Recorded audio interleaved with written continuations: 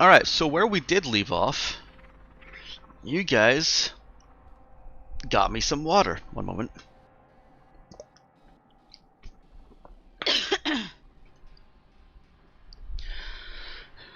You guys made the plan to skip through the gun system, stopped off for some delicious grits at Gorman 1760, and then moved on to the Muron system, made your way to into the asteroid field surrounding the Sol orbiting planet. Well, surrounding the sun. The planet has apparently made a highway through the asteroid field. And once again, all these maps are abstractions. The asteroids are not actually that close to you or to the planet. Oh, that big. Well, they're probably bigger than that. In relation to the planet? Mike, I feel betrayed. These things should be to scale. When you take perspective into account, if that largest one is closer to the viewer, then yes, it could be to scale. We're not doing Back to the Future Doc Brown models here. I am. Perfect 1-to-1 scale. Well, you still have to take perspective into account.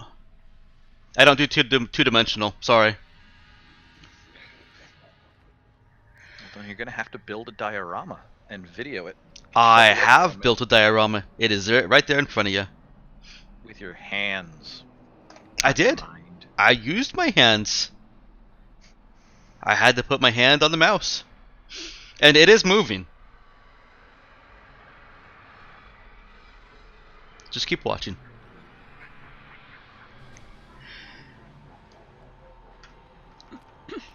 And here you are. You are at a barren, desolate, and lonely asteroid field. With lots and lots of dead ships. Lots and lots of dead ships. Given the size of, well, an entire solar system, and the very small amount of space that you're in right here, it would take some time and watching to try and estimate how many ships there actually are.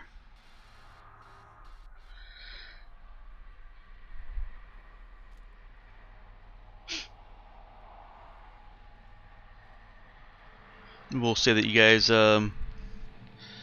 arrived to the point you wanted to navigate to in the morning, just for the sake of simplicity.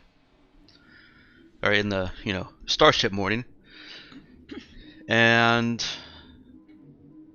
I'll let you kind of pick where you want that destination to be within the solar system. Are you at the edge of the asteroid field, where you would technically be just a hop, skip, and a jump away from the edge of the system, but it'll still take 48 hours? Or are you closer in towards the sun, where it would still take 48 hours to get to the edge of the system?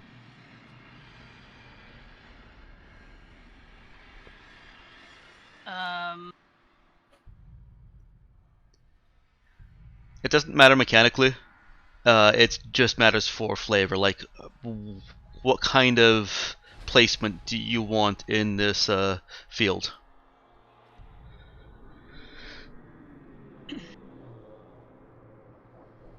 I think it's still technically called an asteroid belt, but it seems so silly to me when it's more like an asteroid plate.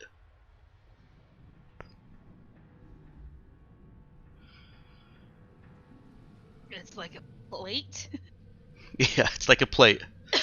That's right, you said it wasn't like spherical in nature.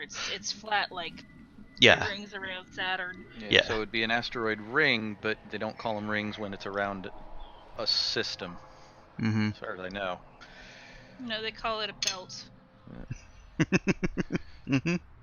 And when it's completely circular, in 360 around, they call it a cloud, which is what we got. The Oort cloud. That we have never observed, but we think exists.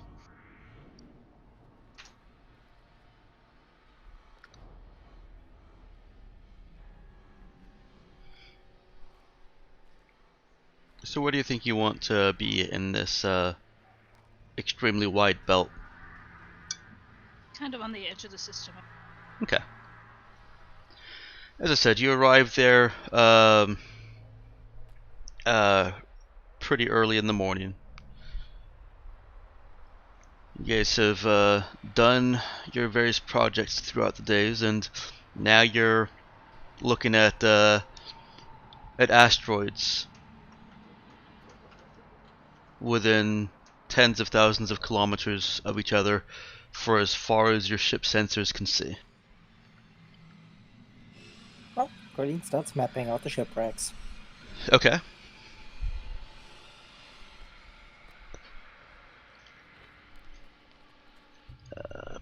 Pencil. There we go.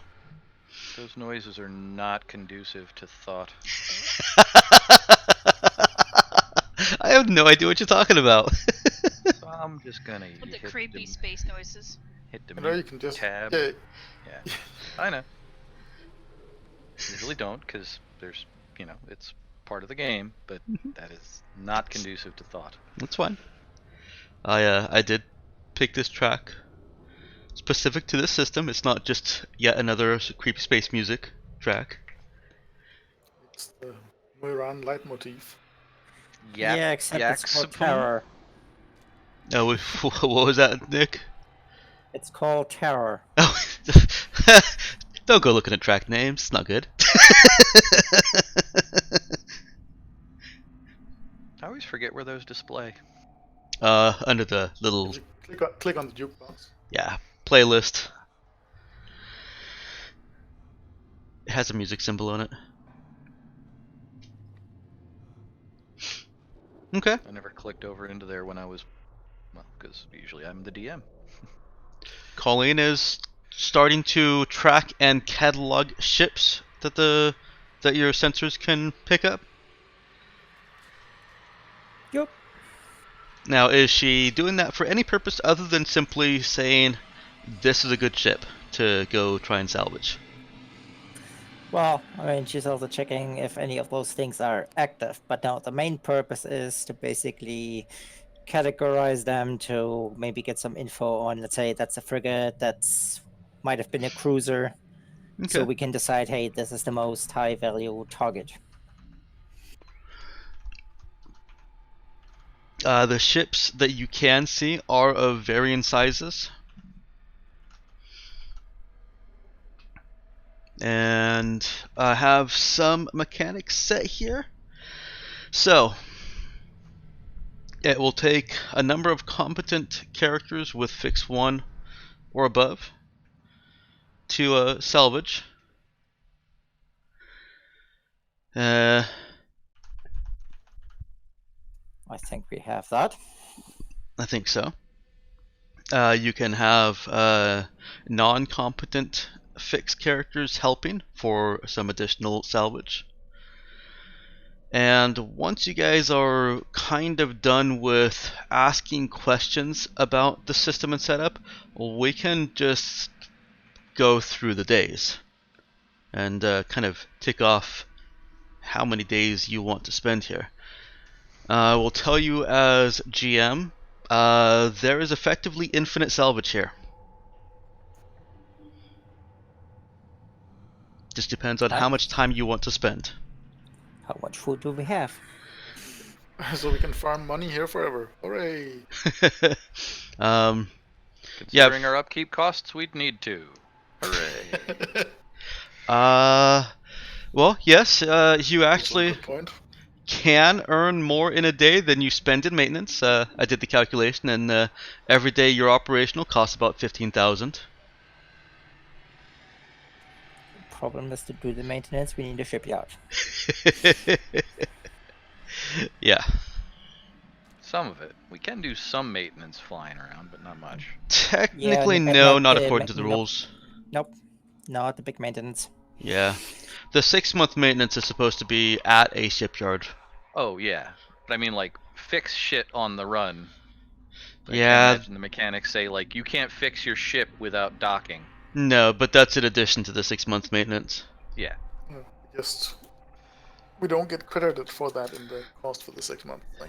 Although, me and house rules, I am looking at changing that up a little bit to be a little bit more exploration and player friendly, and a little bit less just huge chunkish. Right now, it's huge chunkish. Does huge chunk love sloth? Basically, I'm looking at just keeping a running total of what your current maintenance costs are as on a one day at a time basis instead of 6 months, and letting you guys do a little bit of that maintenance outside of a shipyard, but also making it so that it's not just, alright, well, it's January 1st, you should now do 2.5 million credits worth of maintenance on your ship. Because that's so much money. Well, it would be the same amount of money, just spread out over 182.5 days instead of... First Frankly, of all, that's better. more than 2.5. So the game Yeah, a little doesn't have more. any system for like spreading that out. Like technically on your car, counting in oil changes and 6 months, every couple of months, whatnot, you're supposed to have spent a certain amount of money, but the car doesn't go, well, you haven't spent $5,000 on me in the last year. I'm going to break down instantly now. The game doesn't spread it out because without building a spreadsheet for it, like I'm doing it for other things. I just thought, hey, I could incorporate this. It would be absolutely nightmarish to try and say, well, it's been 17 days and your maintenance per day is this. It really is a much easier system to just say, every 6 months, this is what you pay. Little man shows up handing us a bill. I Right, mean, in all fairness, if you go And back repossesses in the ship if we military, don't pay. you have to basically bring the ship in for an extensive maintenance. Yeah, it seems After, like let's say, an extended tour, and then that's the big one. So it's not like you can repair that on the fly. It actually has to go into dry dock. It has to be fixed. I was thinking of the dry dock thing, yeah, because I grew up in a shipping town, boats and everything. So yeah, you'd have to take your boat out of the damn water on a fairly regular basis, and yeah, you ain't gonna use the boat for a while. Yeah. Because they scrape shit off of it and fix shit and all that other stuff. But yeah, if you guys are amenable to it, I would like to just give you a running cost and let you repair and maintain on the fly, as long as there is at least once every 6 months some kind of full dry dock refit. That's fine. Sorry, It just may not cost $2 million. Right. You would, like, right now, well, not right now. I don't know what your actual running cost is right now. I'm only testing the sheet. But let's say that you had a cost of $2 million, because you actually are getting close to your 6-month period. Right now, I would allow the things that you're repairing on the cannons to count, and I'd allow you to apply additional scrap to just regular maintenance that isn't repairing something, and then just say within some point shortly you'll have to go and plunk down at least $1 million for a complete overhaul refit. It seems a bit more manageable to me. You know what I mean? Yeah, I know, and the penalties of it are also feel more manageable, because the way it's supposed to be is, I think once you hit that 6 months, I don't even know if there is a written grace period. You start taking penalties. I had extended that to be, if you haven't paid it within 3 months, you start taking penalties.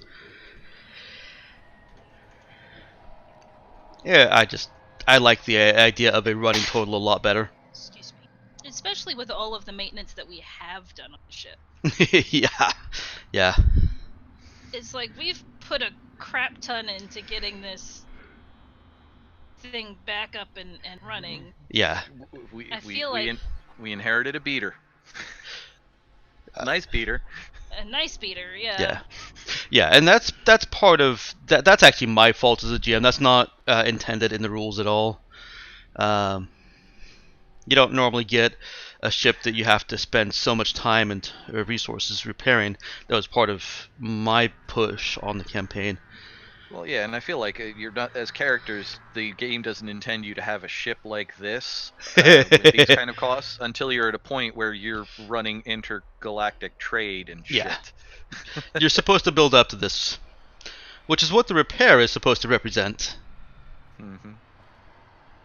So yeah. It's kingdom building on a ship. Once I've got that spreadsheet up and running, and I've got tomorrow off, so I'll be able to do a lot more testing on it and start filling it out. Ooh, that must be nice. I spend my 9 hours every other day. Every other week? No, every other day. Well, every other day, not every other, but on every other day of the 2-week period. Yeah. I do 9 hours instead of 8. So that I can get this one 8-hour day off.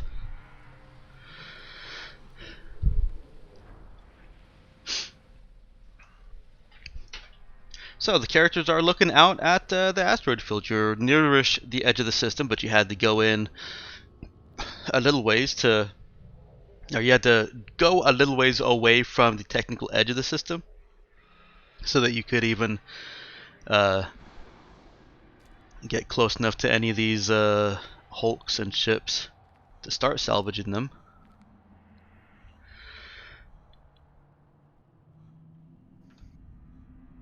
Are any of them green? It's difficult to tell, especially since the sun is green.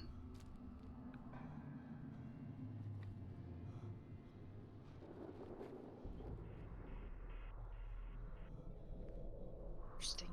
Sun. So is Colleen's hair, by the way. She has redyed it. Yep. Okay. Does it still glow? It still glows. Oh yeah. That's right, doesn't go away, do they? So does her shirt. All right, everybody gets a level.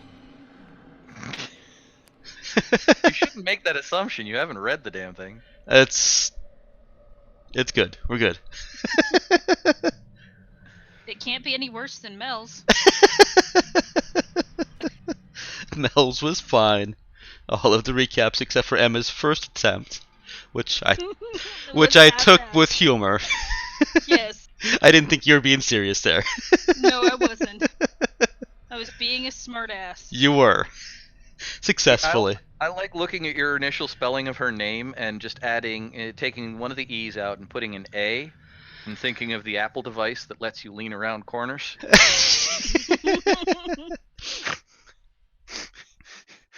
New from Apple. Look without walking. I lean. I was thinking about of a device that, it extends down from your phone and is firm enough that you can lean on it. Well, then it would be the iCane. No, you couldn't use it for walking, just leaning. Okay. Yep. That'd be dice. Yep, that's lots of dice. What is Yep. Colleen rolling? Hit points. Hit points. Oh yeah, you guys leveled up. How about that?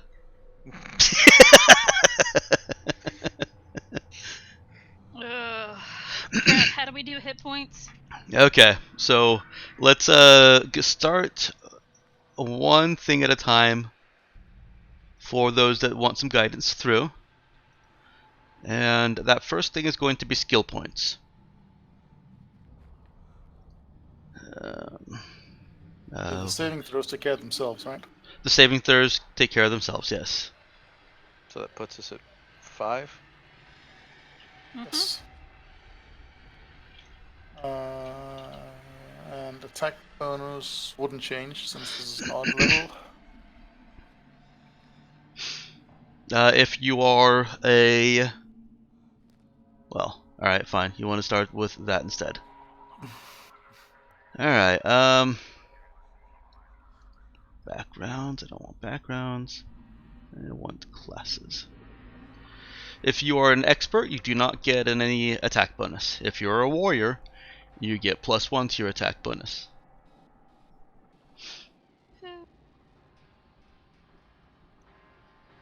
If you're a partial warrior, you also get something. Yep. If you're a partial warrior, you also get +1 to your attack bonus. But I don't think anyone here is partial. I think right now your entire crew is either expert, warrior, or android. Yeah. Yep. And the androids have they're essentially their own class, so they've got a little bit different too. Classes. And as a social model, where'd you go?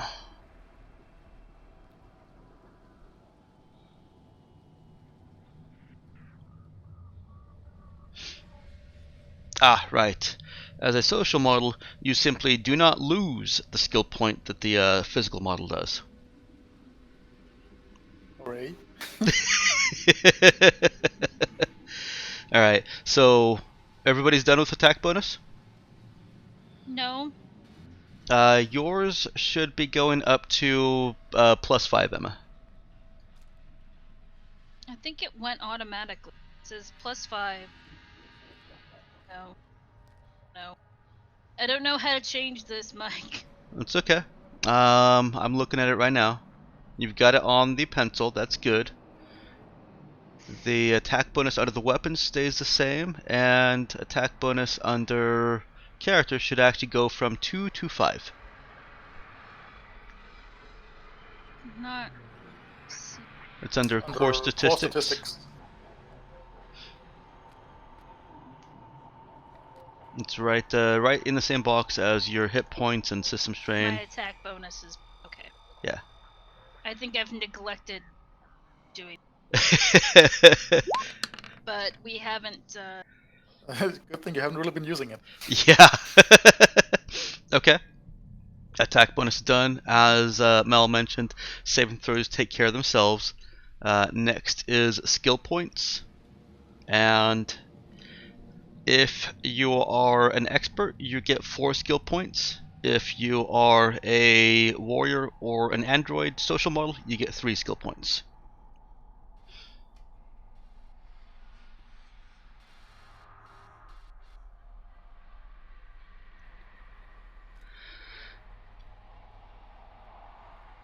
It does actually say to do the hit points first, but I prefer to do the hit points later, just in case the con changes. I mean, it's technically the same, it's just one less calculation. Yeah, well, my con's not changing, and I'm happy with gaining 5 more hit points. Very good. So, I rolled my current. And Emma, did you have any banked skill points from last time? No. Okay. And again, I just want to reiterate, if you end up with banked skill points that you don't spend, especially as we get into the higher levels where it may cost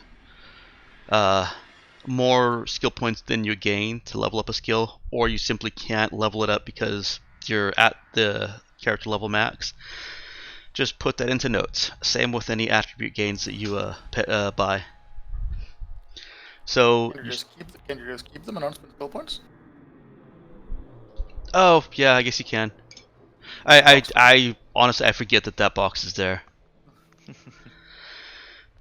I kind of did too, and I had to check. I'm like, oh yeah, I totally left 2 there. Okay. So your guys' maximum skill level is still 2 until next level. If you have any skills that are less than 2, you can raise them. If you want to improve any of your attributes, you can raise them also. Remember that you can only raise a maximum of 5 attributes. Period. I don't remember how many. You have put 2 into con so far for so your next attribute gain would cost 3 skill points.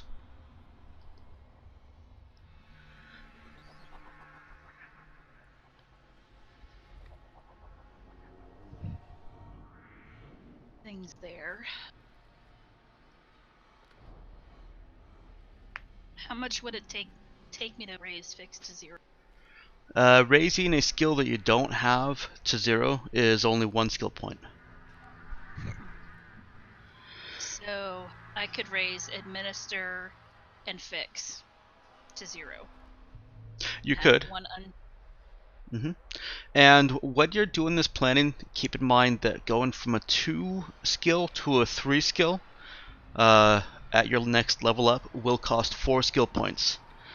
So if you have any skills that you absolutely want at rank 3 as soon as you hit next level, keep yourself 1 skill point.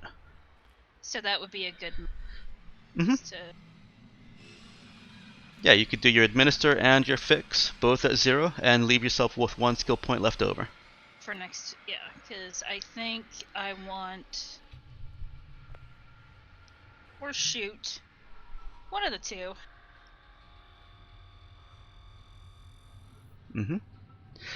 Alright, at level 5 you gain a new focus. Oh. Also, how much is the second stat increase? Is that 1 or 2? The second stat increase is 2. Oh, never mind. You had us mark down. Didn't we put down what we put into stats somewhere, or did we just have Yeah. to remember? Yeah, you do I- need to I put that in it, notes. Yeah, I put it down on the miscellaneous. Or miscellaneous. Yeah, you need to mark it somewhere on the character sheet so that you know. Because going back and trying to figure that out after you've been a few levels and several months in is a nightmare. Yeah, I could have sworn I marked it down somewhere, but now I can't find where I put it. I've even revised how I write my NPCs since they can be leased and have PC stats. I'm detailing exactly everything they do with every level they gain.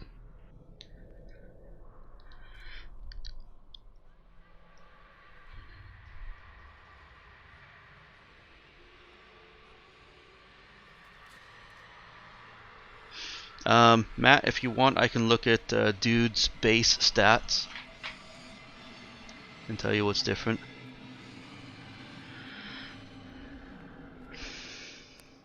Went through this the last time we went. Well, yeah, stat increases. And Yeah, we did. I figured it out, and I could have sworn that I had marked it down somewhere. But It's like me and the damn black box technology. yeah, I will totally do that later. What's my note say? You will totally do this later. God damn it. That's the best note. Oh, no, it's not. That was so annoying to find. Damn you, past me! Jesus. As in the past, you're going, future me will totally take care of this. Yep.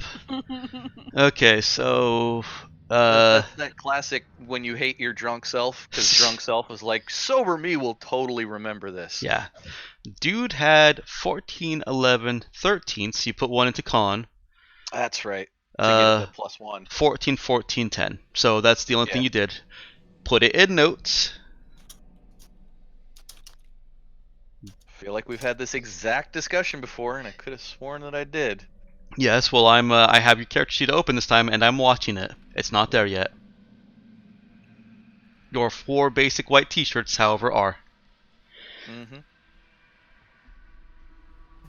Okay, so let's roll hit points for those of you that have not yet, just because picking a focus could take some time and consideration, and I don't necessarily want to rush that.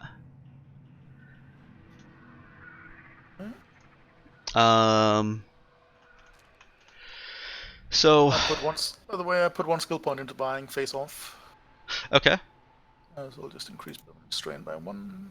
okay, interesting, Okay, fun. So I didn't think tracking down an old movie on DVD would cost you 1 system strain.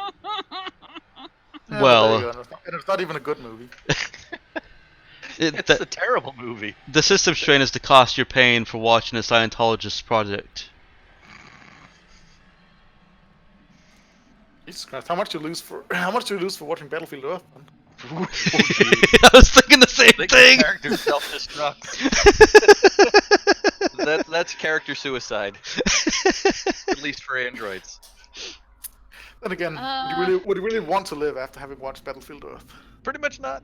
Well, I still did. Hit points. So- Where do I find the dice for that? Hit points is going to be 5d6 plus your hit point bonus times 5. So right now you've got an con of 18, so that's plus 2.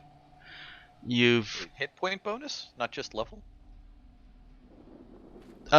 hit point bonus times your level. Con bonus times your level. Yeah. Right. So Yeah. Emma has a few more bonuses on there. So Emma has con of plus 2. She's a warrior. Her cap's a warrior. For another plus 2 is plus 4. Did you end up with Die Hard at any point? I don't know what that is. think so. It's a feat. You didn't take it because you wanted Star Captain level 2, and then you discovered some things about yourself that make it less attractive. Okay. So The Die Hard, yes. yeah. So you're going to roll 5d6 plus 4 times 5, so plus 20. 20. Ah. Right. That is blank. Yes, that's because I clicked on Choke Assault by mistake. Cap now has Jesus. 35 hit points.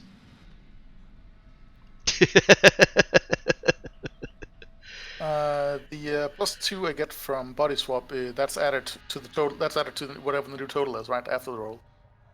That's a per plus level 2 to the roll. bonus. Sorry. That's a per level bonus. Yeah. So that's just a plus 2, just a flat plus 2 after to whatever the total to whatever I end up with after rolling.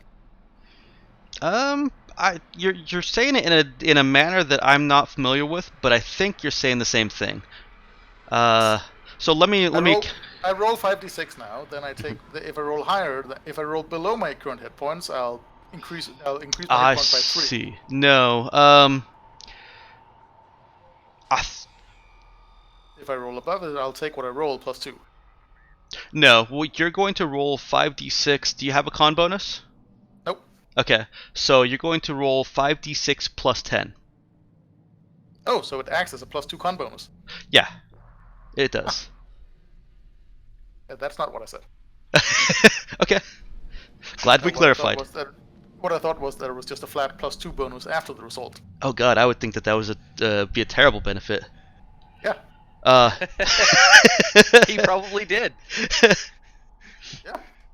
Jesus, Emma, I've got 15 less bonus than you, and I still ended up only 10 hit points behind you. I didn't roll well. There No. were 2 2s and a 1. See that? Can we re-roll the 1s? You cannot re-roll the ones. Damn it.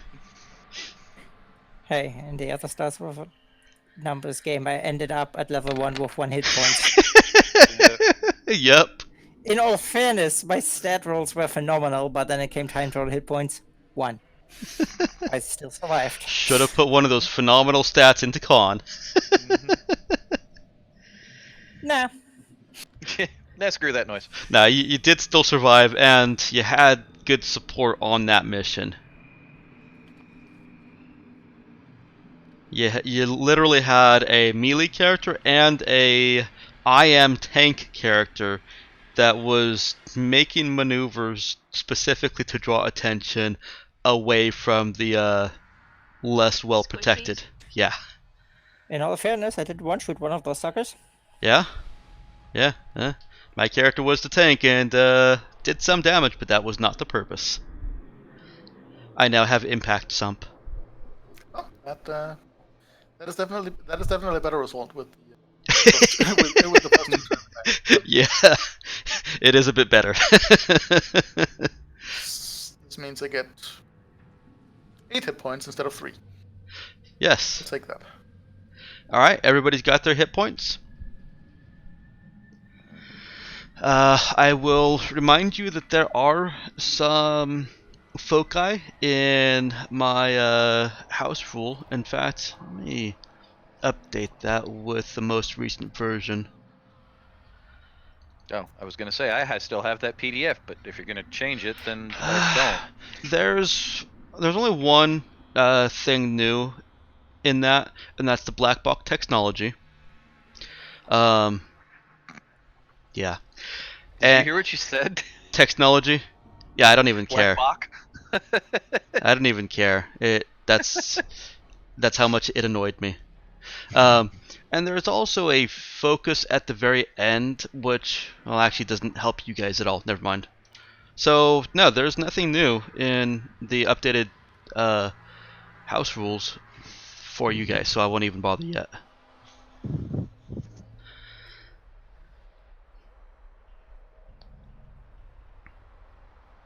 But so that you don't all have to go looking, pulling it up, the additional foci that I've created target the notice skill, the trade skill, the shoot skill as a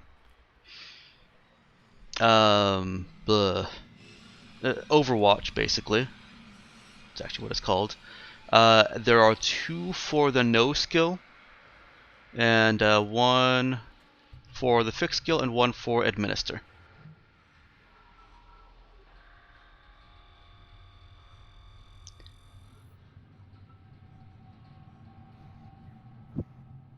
All of them actually give you that skill points towards that targeted skill, and also, of course, use that targeted skill in features.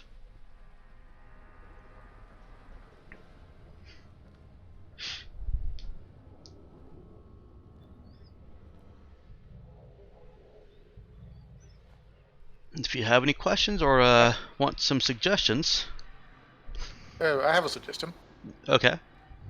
Could we move the pinned starts without number folder to the rules discussion instead of having it in discussion?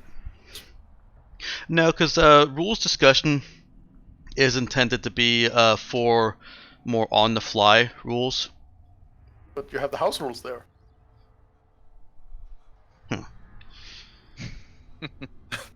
The house rules are the folder is in the rules is linked is in the rules discussion, and the other ones are in the discussion. It's just impractical having them in 2 different places. Opening that Dropbox should get you to all of the stuff I've uploaded. Yeah, it does. But the house rules are still in the rules. But there are house rules in the rules discussion as well, which is what confused me. Oh, okay. Right, because it only has the house rules there. Even though it's linking to the same Dropbox. It is linking to the same Dropbox. It's linking to a file in the same Dropbox. Right. Your suggestion has been reviewed.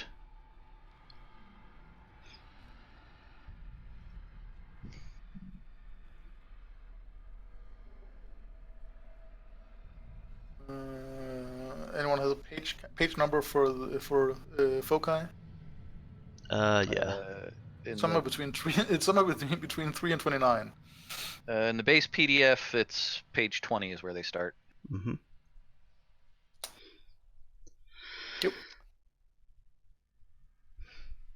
And if I'm reading this correctly, and I think I'm remembering correctly, taking a foci that has a bonus skill can only ever get you to from 0 to 1. It won't take a 1 skill to 2 as part of its bonus.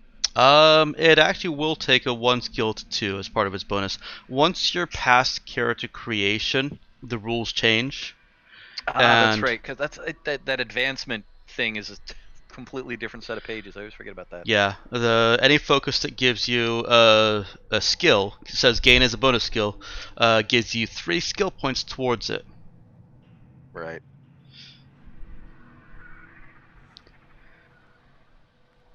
And that's because that's how I got fixed too, or way earlier. Yeah.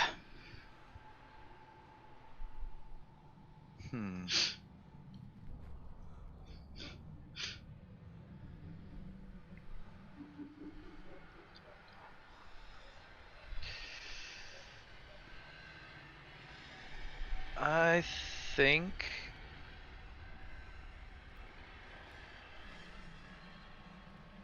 Out of curiosity, can Nemo take Die Hard?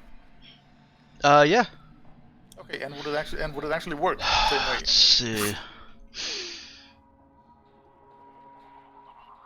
Because I don't think Nemo can be mortally wounded. He can't. Let me look at the android damage rules. Do you have a mechanical functional equivalent to mortally wounded? He has different hit points and healing all around. So even if it's mechanically functionally equivalent, which there is, it still needs to be handled differently because he recovers differently. I think that's all the way back here. Xenobestiary.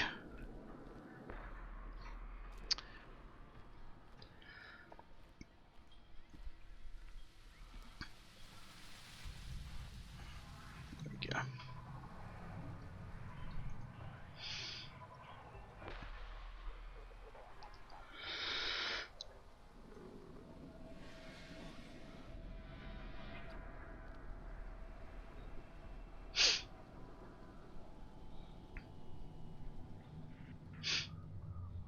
Oh, shit.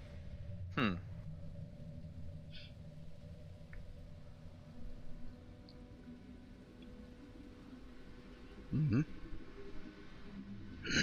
I hadn't looked at the level 2 of Tinker. Oh. Because I'd been thinking of taking a new foci rather than bumping one of mine to 2. Mm-hmm. But advanced mods with no pretext salvage, if possible.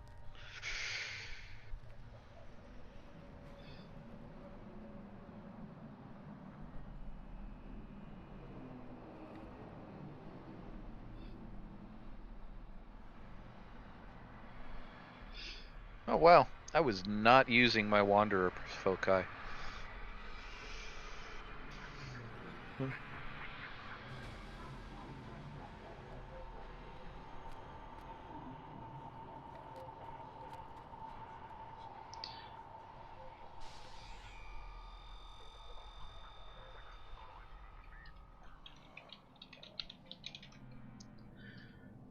While we're at rules questions and making you think of solutions, Mike, Mm-hmm. how does level 2 of unarmed combatant, where a miss of the punch caused you to do an unmodified 1d6 damage, stack with shock damage? I'm gonna hold that question for a minute. Leave me a second. Or does it even stack with shock damage?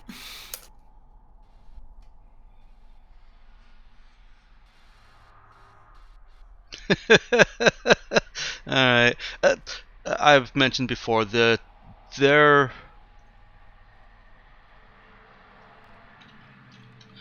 are some things that could be improved about this book, such as badly damaged is what it's called when a android gets reduced to 0. Badly damaged in that paragraph and that sentence is capitalized as if it's a condition or function or a term. At no point is badly damaged actually defined in terms of what it means to the character. Nice. At least not in doing a quick search for that exact phrase.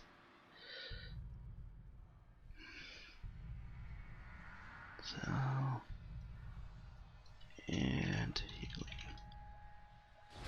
Injury, death, and healing.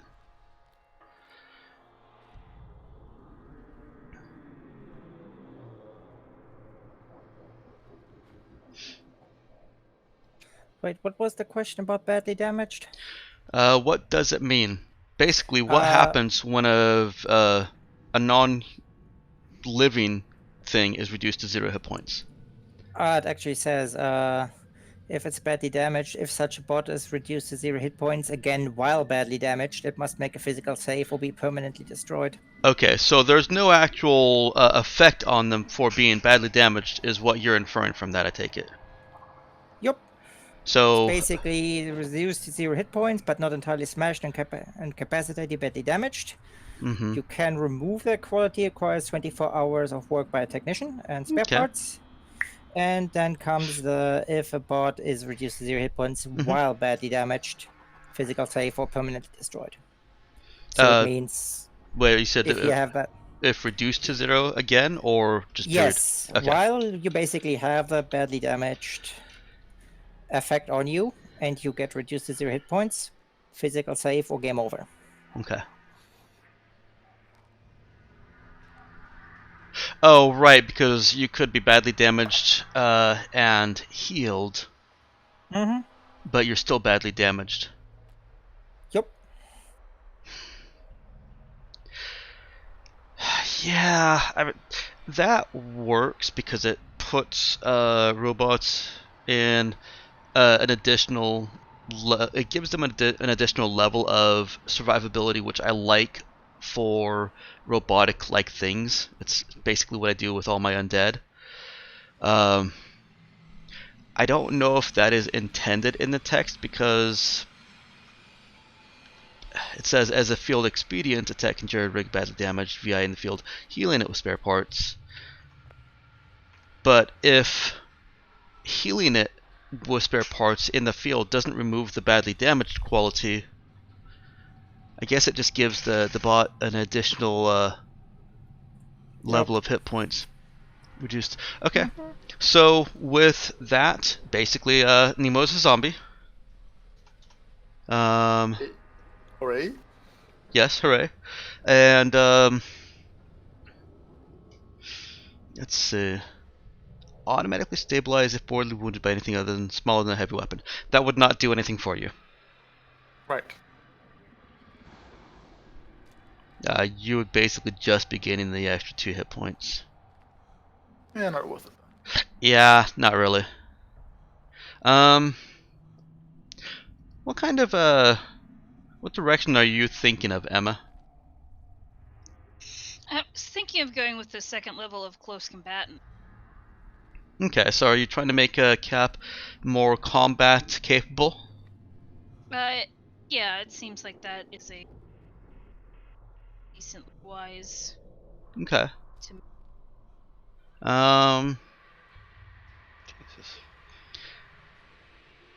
Jesus. It's not a bad focus at all. Not a bad level of focus. It allows you to the main benefit for you would be allowing you to move away from melee enemies without losing any mobility and without taking those attacks of opportunity. How often do you see Cap moving away from melee enemies? Well, Assuming that there were more combat. that's my hesitation. We haven't gotten a ton of combat. Well, no, I mean, Doing so she can reposition herself to get a better shot or something. mm-hmm. I'm saying assume that there is more combat. Just for the sake of trying to figure out if this combat benefit is worthwhile. Cap doesn't need to move away from somebody to shoot them with a pistol. She can shoot them in melee without suffering any penalties. But if you think about it from the angle of she might want to shoot someone other than the thing that's in her face, then it would be a benefit. Yeah, because if there's a more immediate threat to somebody else, mm-hmm.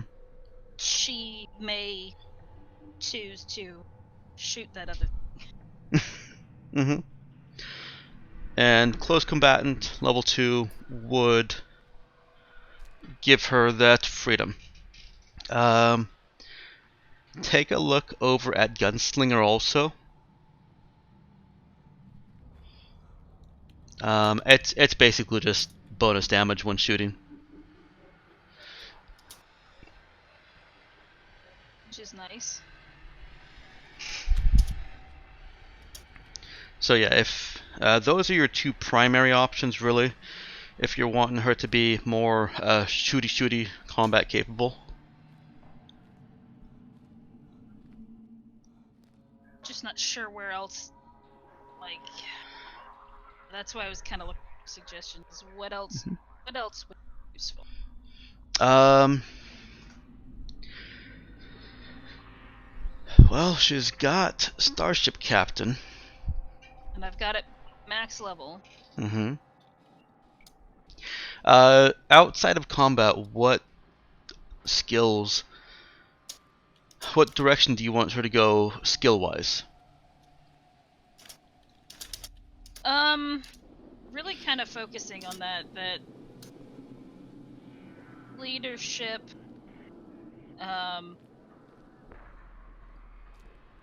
Really I am the captain and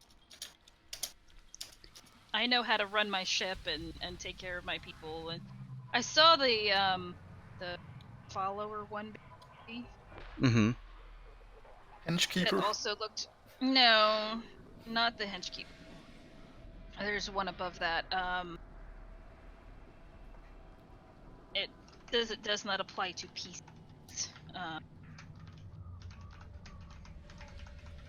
Just a sec.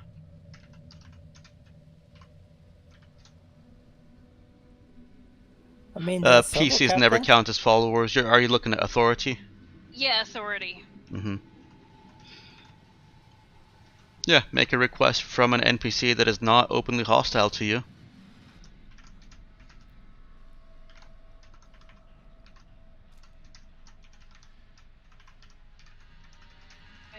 We have our share of hostile, but probably. You do. But that might help in some ways with, when we're doing some of the stuff that we're doing and Cap's trying to get help. Mm-hmm.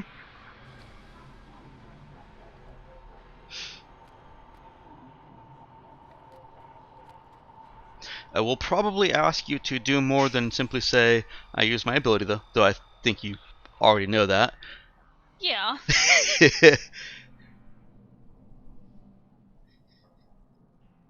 So, yeah. The authority would be a fine choice also. It fits in given the troubles you guys have had with getting people to be cooperative with you. I mean, yeah, it requires a roll, but I mean, I think we're, I'm pretty good at saying, I want to try to get them to do this because of this. Uh-huh. Mm-hmm. I was thinking of dudes thinking along the same lines, and I was thinking of possibly complimenting a choice such as that because I was looking at connected. I'm going to use one skill point to buy to increase trade from -1 to 0. Okay. Oh, there you go. And Oh, save the another last, trader. and save the last one. Okay. You traitor. But still have the focus question regarding unarmed combat level 2 and shotgun Okay. assaults. If they actually eliminate each other.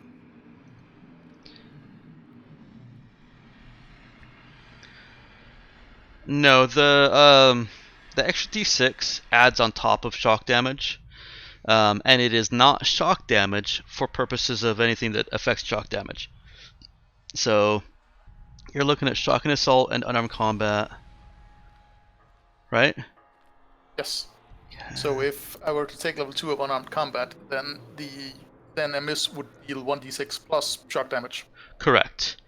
And Okay. the biggest benefit of unarmed combatant level 2 is that 1d6 is not shock damage. So if you're fighting something that is immune to shock damage, just completely immune, you're still doing your 1d6 on a miss. Right. Actually, I'd argue the biggest benefit of that is that it counts as a TL4 weapon. Yeah, that's pretty good, but there could be things that are still even more immune to shock damage. And actually, I could already the TL4 weapon I could already get from body modification. Actually. Mm-hmm. Yeah. Get around to that, but but that is tempting fate since then my attack roll would only whenever I made an unarmed attack roll, the only difference would be if I did 1d8 or 1d6 damage. Until you raise your punch score. Yeah. Well, actually, it would be the difference between 1d6. The difference would be 1d6 plus 3 or 1d8 plus 2. Weirdly enough. Your regular damage, if I remember right, can't be less than your shock damage. So whatever shock damage you have Yeah, my adds. shock damage is 3. Shock damage is 3 right now. Okay, I'll look that up later because I remember there was some strange interaction hidden away in the book somewhere. Nick can look that up if he's done leveling up. Been done leveling up. I know. I was just Ages saying that ago. as a courtesy. What do you want me to check for? The interaction between melee shock damage and regular damage. I know that there's.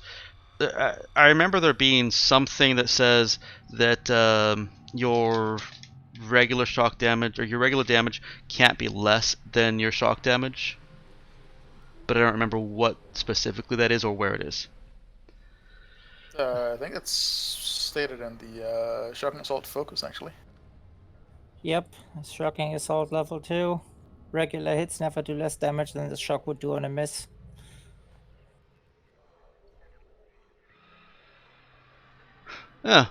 Maybe that is a specific to shock and assault, and that would make sense because that's the only place I think you get any kind of extra shock damage that isn't just straight from your strength. So you do. Currently, without having taken anything new, I do 1d8 plus 2 damage on a hit and 3 on a miss. Okay. If I were to take second level of unarmed combat, I'd do 1d8 plus 2 on a hit and 1d6 plus 3 on a miss.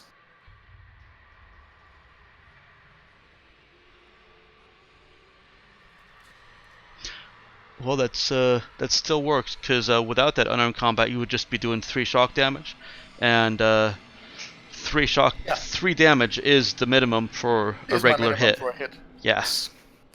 Okay. So dude is thinking of taking connected, and Possibly. Yeah. that certainly would play in well with authority.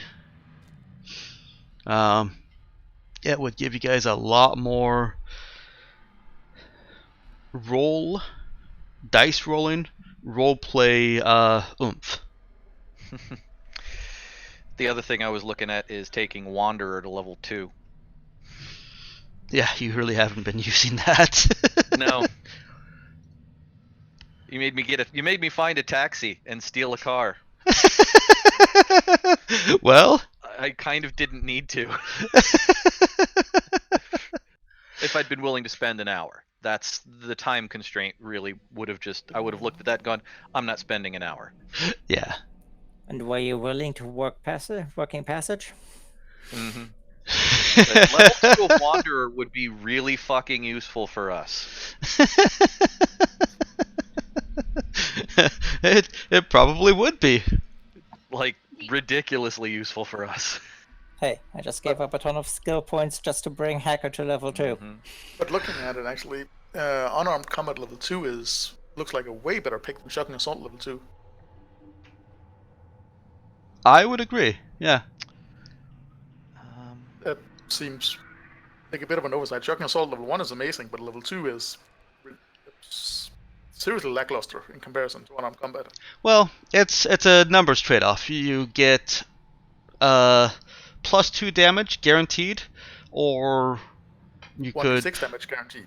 Well, or possibility of 1 damage additional. It's the same old question. Would you rather have plus 2 or plus 3 damage, or would you rather have an extra d6 of damage? I'd rather have plus 3 than a d6, but I'd rather have a d6 than plus 2. Right. And it's split right there in the middle. Yeah. But I was also considering Diplomats level 2, which brings the question, do you actually use the reaction thing? Because otherwise there wouldn't be much point in it. I have not been yet, but that's because most of your encounters so far have been with specific people. They've already had a mindset. I could certainly have been rolling the reaction to determine if they're in a good mood or not. But do you foresee actually doing that in the future? Yes. Actually using that, enrolling that? Yes. Okay. If you guys encounter a passing ship out here, I would certainly use it. Okay. Hello, friendly pirates. What are you guys doing out here in this asteroid field with nothing but scavengeable dead ships? And gullible scavengers? I wouldn't want you to start. I wouldn't want you to feel that you had to start doing that just because I took it. So if you were, no, I if you do were like the idea of rolling random reactions in the first place. Then it won't. Obviously, I'd pick something else. Every encounter won't have a random reaction, but I do like the table, and I like the author's philosophy behind it. That being that even if the GM has in mind what a encounter group's reaction would be, rolling it forces the GM to consider other options. You run across scavengers in a arid wasteland with nothing around in miles. You roll a friendly result. Ah. Yeah, it's they're in a good mood. They're really happy to see you. Or you come into an encounter that might normally be friendly. Oh, well, he's in a really pissy mood today. And mood is obviously simplifying it, but it could just be that they didn't like the way somebody looked at them. Every time I see a reaction roll, the concept of reaction roll on the table, I just immediately flash back to that scene from Futurama with Gary Gygax. Hi, it's roll dice. Pleasure to meet you. Yeah.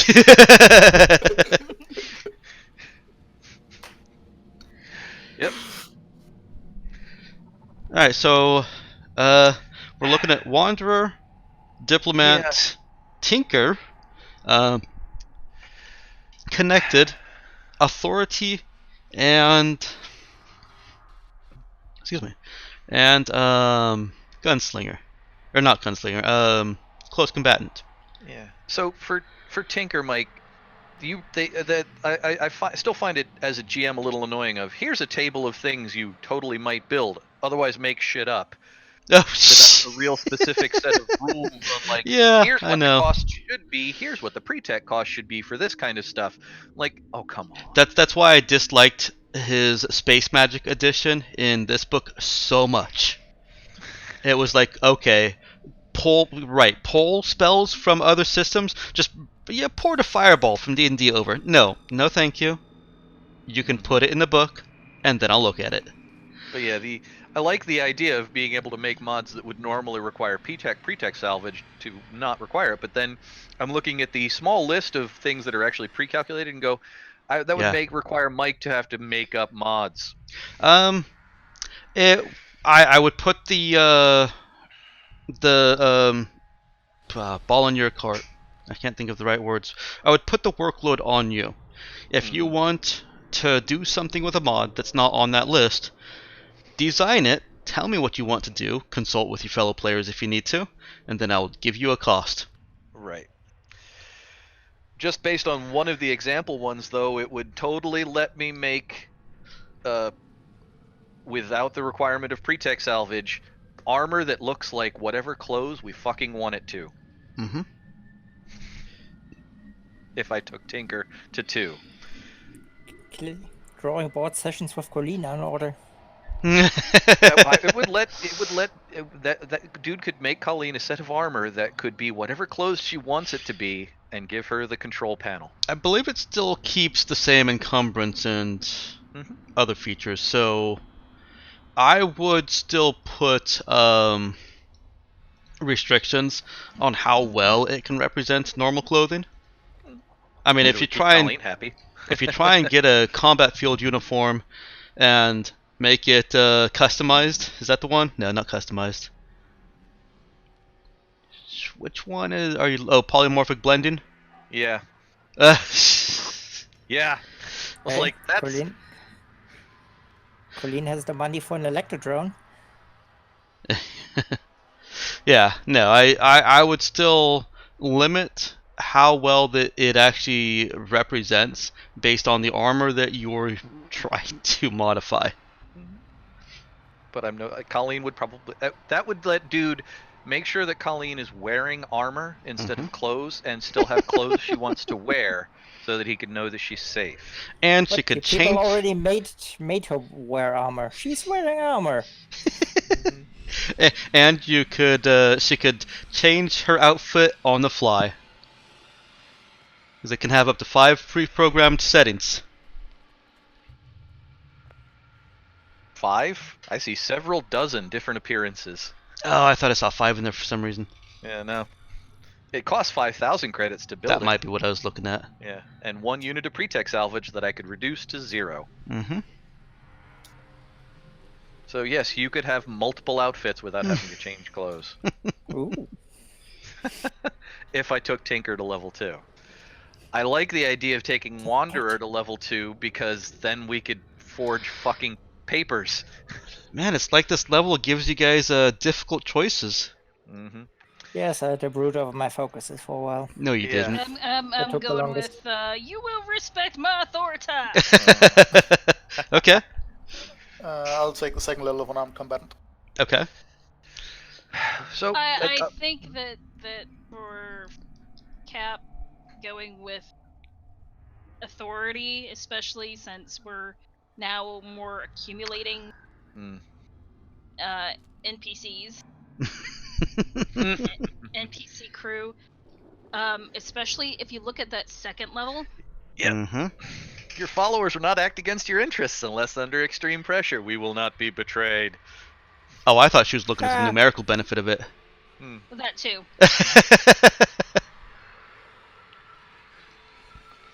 But given who we are, What? I don't betray people ever. you don't count. Yeah. Literally. Oh, okay.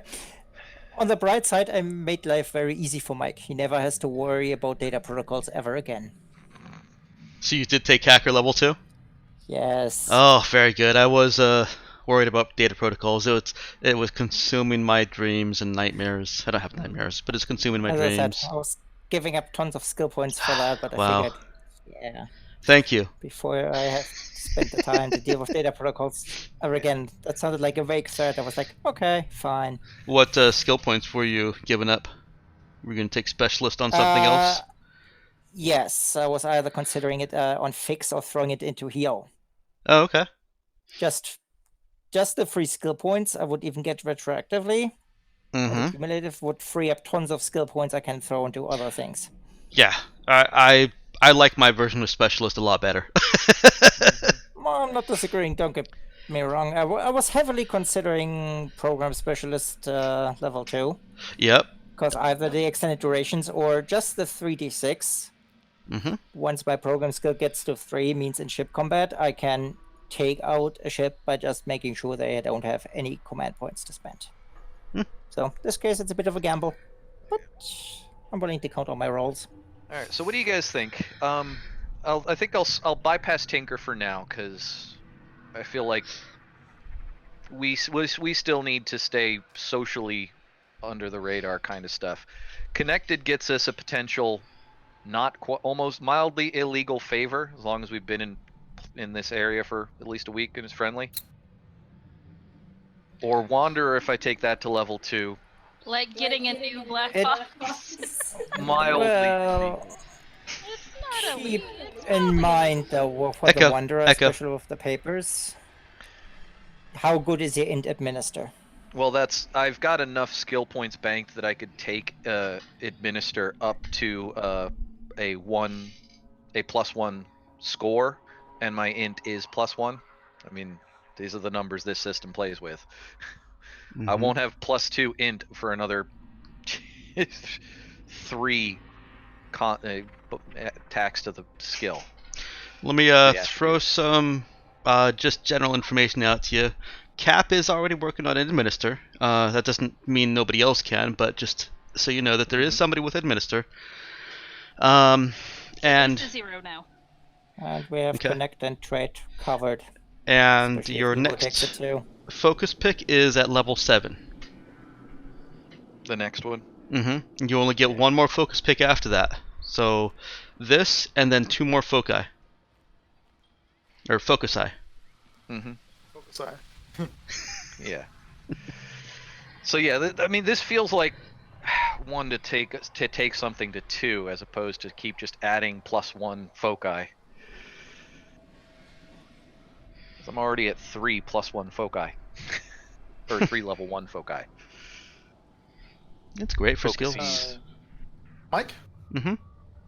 with the body swap routine and what we talked about with additional bone alloy elements, Mm-hmm. would you consider it being a +1 bonus to unarmed attack damage if your basic unarmed attack damage is already above 1d4? No. Okay, so then it just does nothing.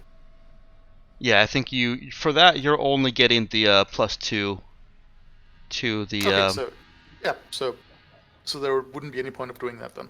no.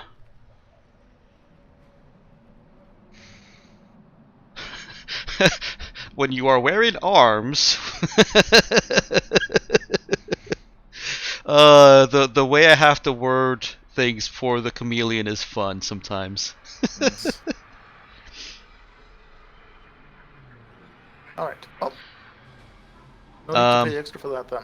Yeah, it really is one or the other for you. Unarmed combat and that bonus for body swap or unarmed combat level 2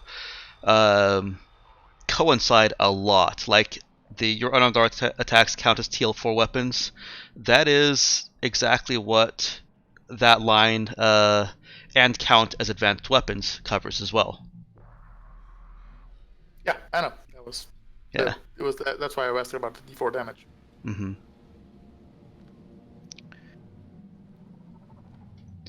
There's if Matt's still deciding, does the party have more input for Matt?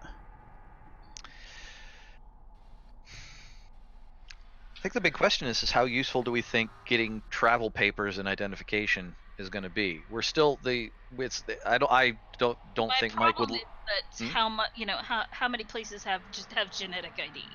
Yeah, and I was going to point that out as well, is that it won't help you do anything with the genetic ID.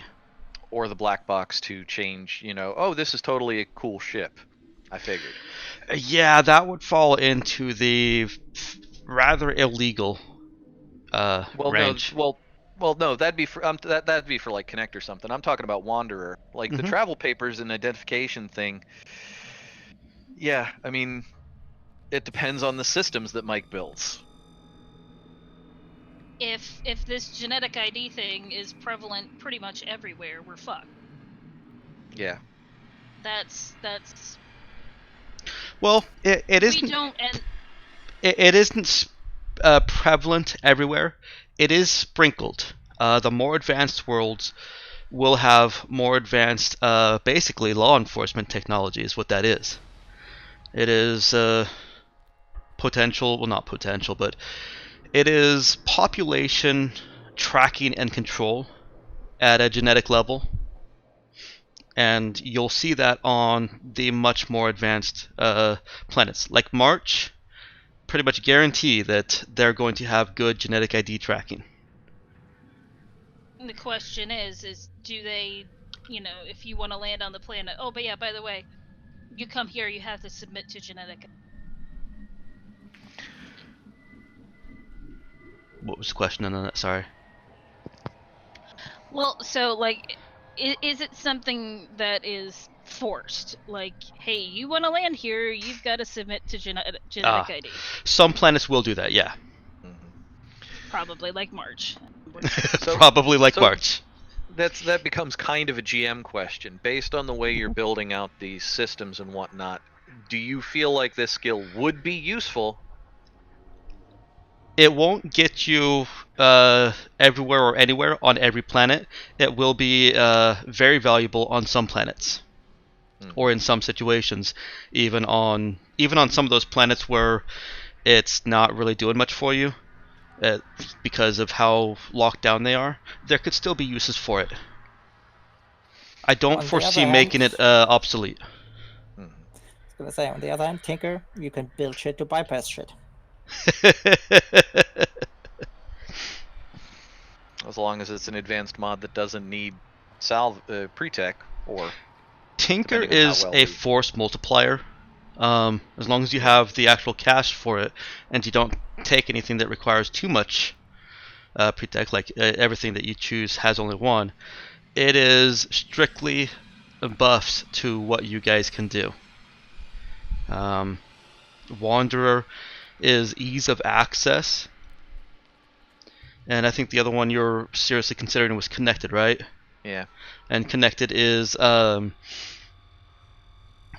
very much a we need to have this information and have run out of our other options to get it.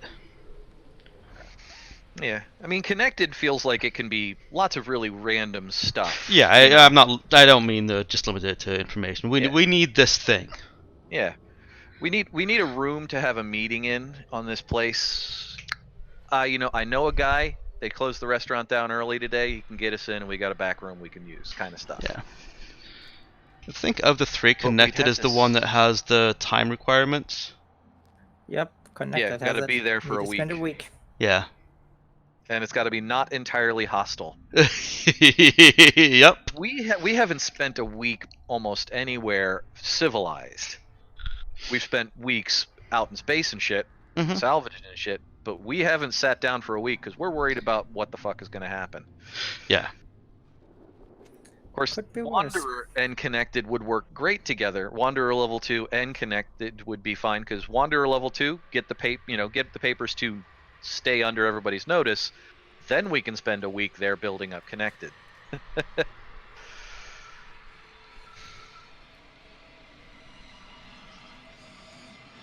What do you want to do? And honestly, I really. I don't. Sorry, go ahead. Oh no, I was gonna say. Thing is I'm not also. I should really be using even just a level 1 of Tinker a lot more. I can maintain 16 mods.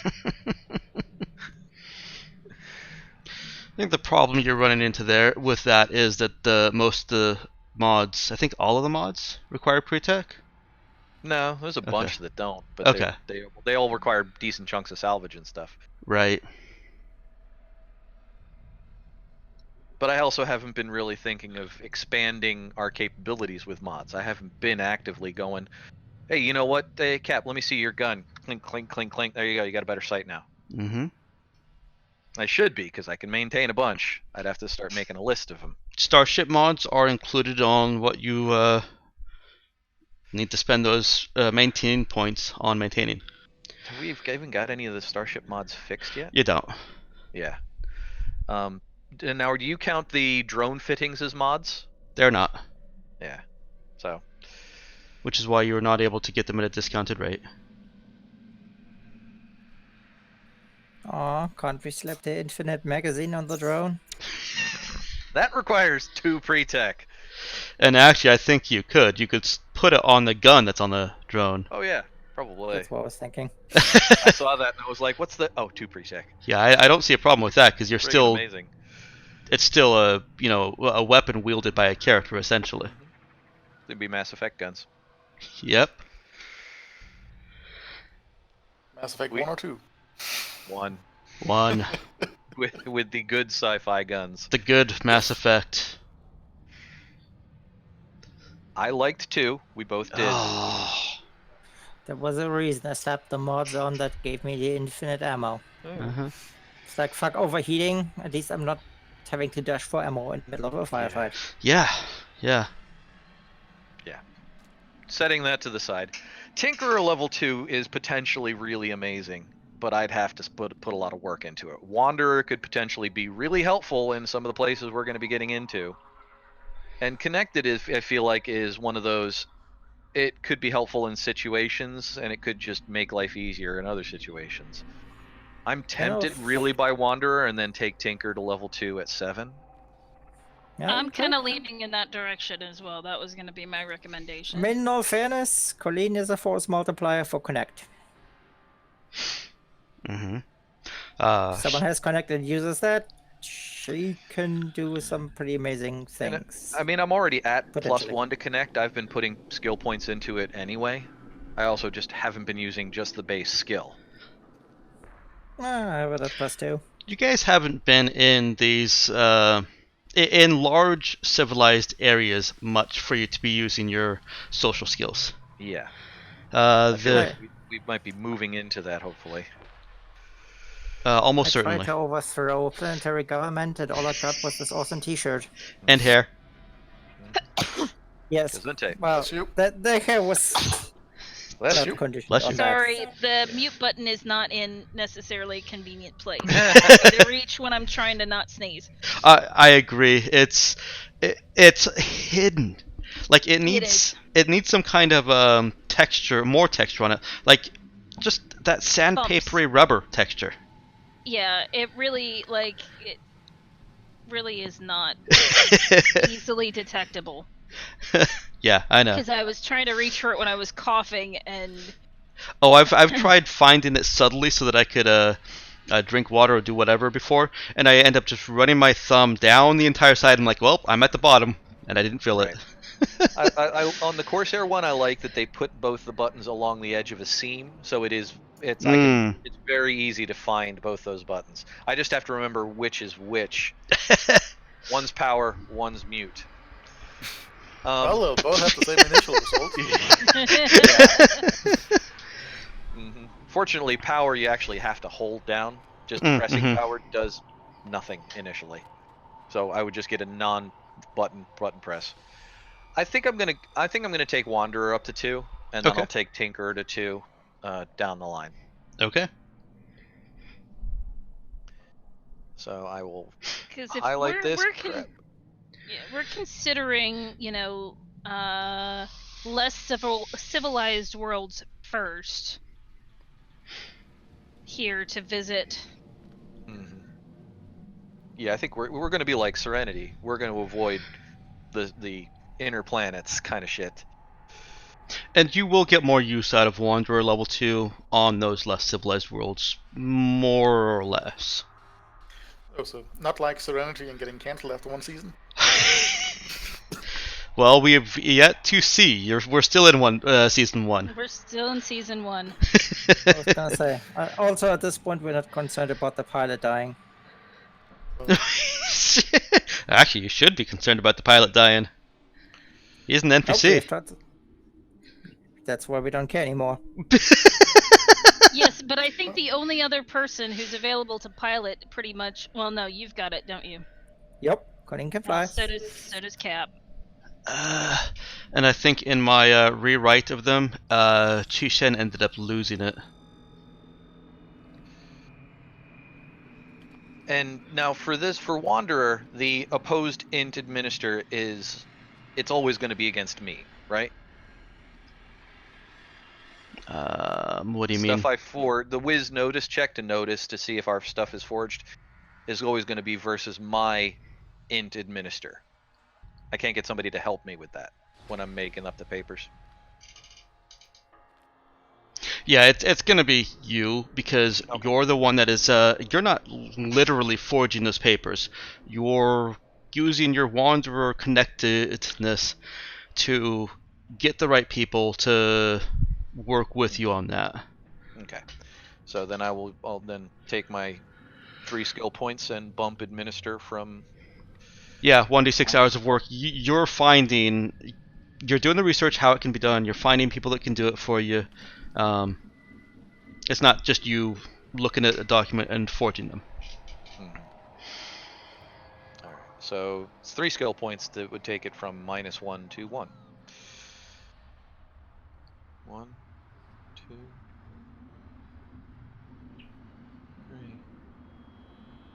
Oh no, there goes my back down to 2 unspent.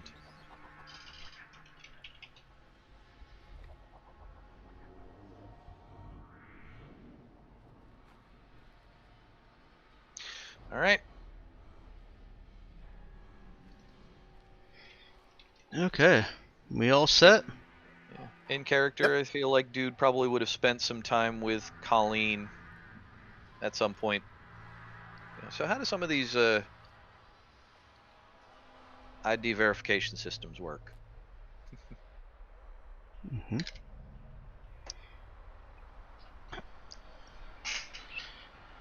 And she can certainly go over the, well, technical theory of them. She doesn't have any on hand to really pull apart. Oh yeah. Gesundheit. You get used to it, Emma. You eventually, like I just did, find that mute button quickly enough. Well, you obviously didn't mute from me. Sorry, Matt. There's no button on the wall to press. If there were, I would have pressed it a long time ago.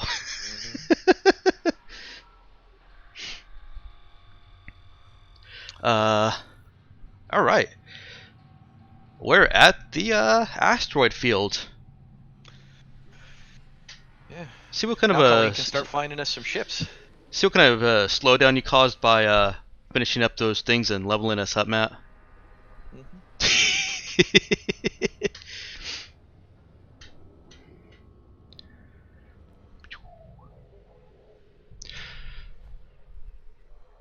If I had done them in the middle of the week, we still would have spent this chunk of the session leveling up. I know. I was giving you shit. How are you guys? What do you guys want to do? Are you just looking for a ship to start taking apart and start taking it apart? Well, dude would be hovering over Colleen's shoulder, trying to see, be like, so, I mean, we need pre-tech. I mean, is there any way for you to be able to scan the ships for latent signatures of that, or are you just finding ships? Like, get the theory on the way these systems work, but, you know, you're Well, better at this than I am. I don't think it would show up on a scan, but I can look for specific hull types, maybe even see what's old. Chances are the older, and chances are the more remote in the system, the better. That sounds. We're not the first sounds people here, so good to anything me. that's easy to get to is probably pretty taken apart already. So we might have to go Yeah. after more high risk targets if we want to have any chance of finding that sort of thing. Well, I mean, Cap. I mean, we need that shit. I mean, unless you want to play it safe, starting off, that's up to you.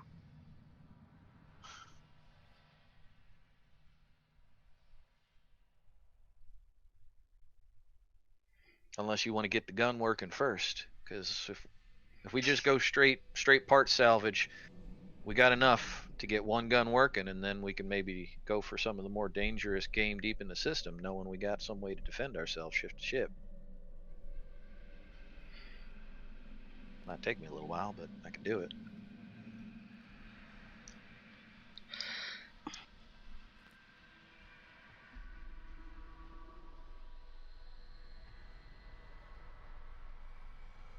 Are you muted, Emma? No, I'm thinking. She's braining. You can do it, Emma's brain.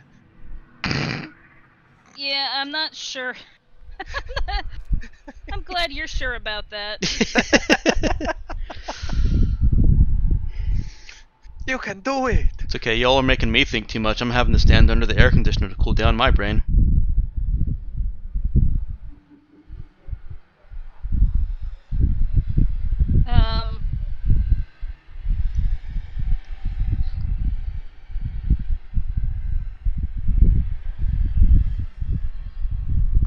Yes, we can. Yeah, totally now hear the I'm wind, getting Mike. wind sounds. Oh, sorry. Here, I'll turn the other way. No, I'm facing away from the monitor. Can you still hear it? That's Nope. better. Okay.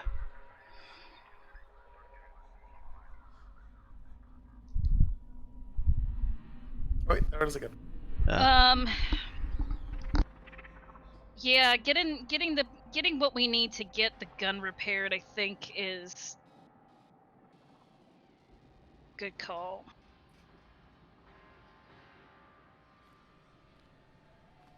All right. That makes solid sense to me.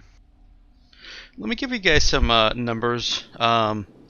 Assume that your characters are kind of inspecting and analyzing the data as you go along, as you get to where you want to start your operation. So there are two mechanical systems that you can take advantage of. One is obviously the salvage, where you need 4 competent characters with fix 1 or above, and Chi-Shin, because of her specialty, even though she's an NPC, counts as having fix 1. That is simply spend 8 hours, get X amount of salvage. Any one character can only do 8 hours unless you want to go into system strain exertion levels. Not particularly. If we don't have to, I would prefer not to. So then you're looking at about 20,000 a day. A little bit more if you can get other non-fixed characters involved in the salvage operation. You like can Cap and... You can also investigate intelligent characters, that is, characters that have at least a +1 or more, with a assortment of skills, not just know or program. Actually, did I even include program in there? I didn't include program in there, but I will type it in right now. Can investigate. Every investigative check is 3 days of study, where that character is not also participating in the salvage.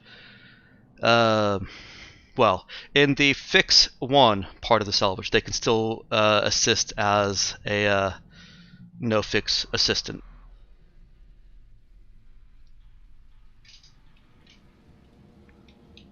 So you've got 2 options for where to put people. That's either on the primary salvage, secondary salvage team, or investigating the hulks and space around you. You can only have one person investigating. Just look out for the gene stealers. I missed that. What was that, Mel? I said, just look out for the gene stealers. Just look out for the gene stealers. Space Hulk reference. I didn't get it, but I figured I'd repeat it as an acknowledgement. Don't have to worry, we don't have Terminator armor, we have tactical armor, which works so much better. Oh, okay. Yay.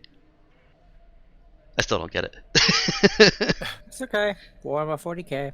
Got it. That's why I don't get it. Oh, Space Crusade. Oh, Space Hulk. All works. Yeah, I got it mostly from Space Hulk. So yeah, this system, or at least this asteroid field, it's just going to be a how many days pass. We don't have to go day by day, although any role playing can interrupt and kind of pause and engage and then continue. We don't have to treat it one tower at a time like we did in Raid and Lottie. It's going to be abstracted with, alright, you have done ships.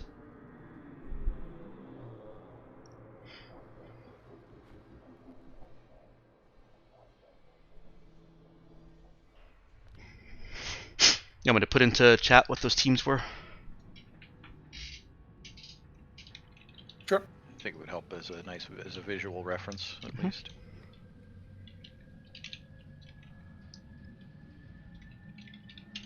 Yeah.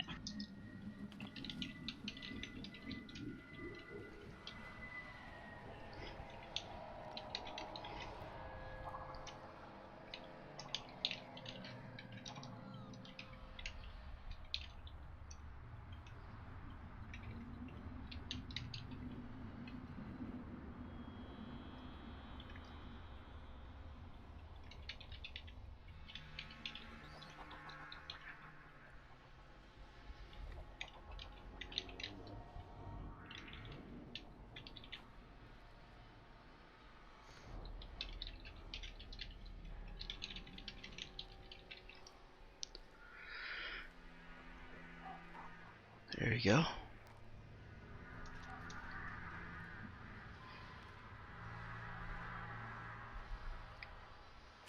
Are there any benefits on being on the salvage team if you have more than fix one? No.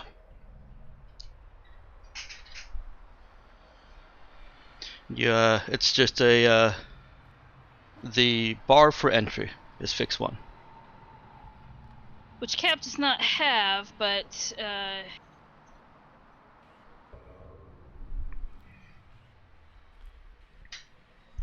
As always, when I ask for, well, as usual, I should say, when I ask for roles for information type stuffy, it's not just no, and I actually have some specific skills listed out as being useful for the investigation. I think only Dude and Colleen has fix 1, right? We have she fix should. 2. Right, but there's no additional bonus to. Yep. No. That's what I was asking. I actually thought you had one more with fix 1. Is it Tom or Clark? I'll double check for you. I haven't leveled them up, so they could. Let's see. Where's my casting characters? Yeah, I would say, since there's no benefit for fix 2, it might make more sense to have Colleen investigate.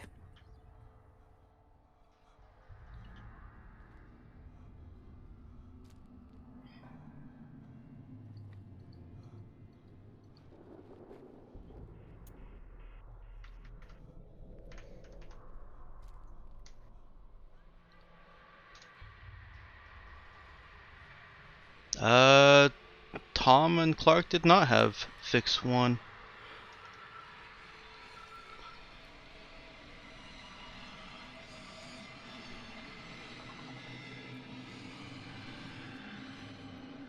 Well, I said 4 competent characters, but my intent with that was that the people, up to 4 with fix 1, set the initial salvage, and then additional characters add more salvage every 8 hours. So you can go with just 3 with fix 1, or 2 with just fix 1, and just get less salvage. Well, if we don't have enough people who have that skill, anyway.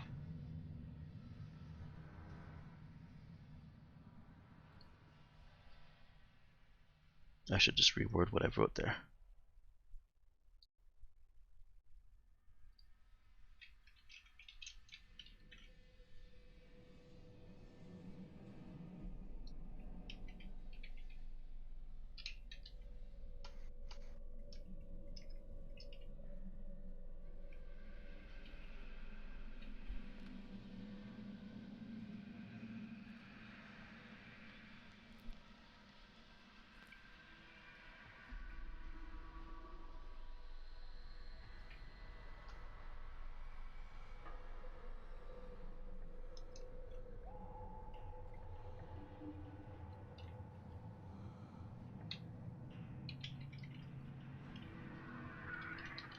Okay.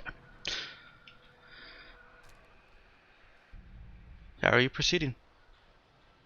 Yeah, I think Colleen investigating is probably a good call, frankly. Okay. Usually is. She's good at that kind of thing.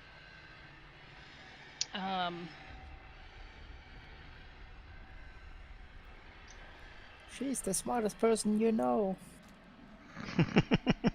I wouldn't go that far. She's very intelligent, but she's not necessarily smart. Okay. Colin's investigating.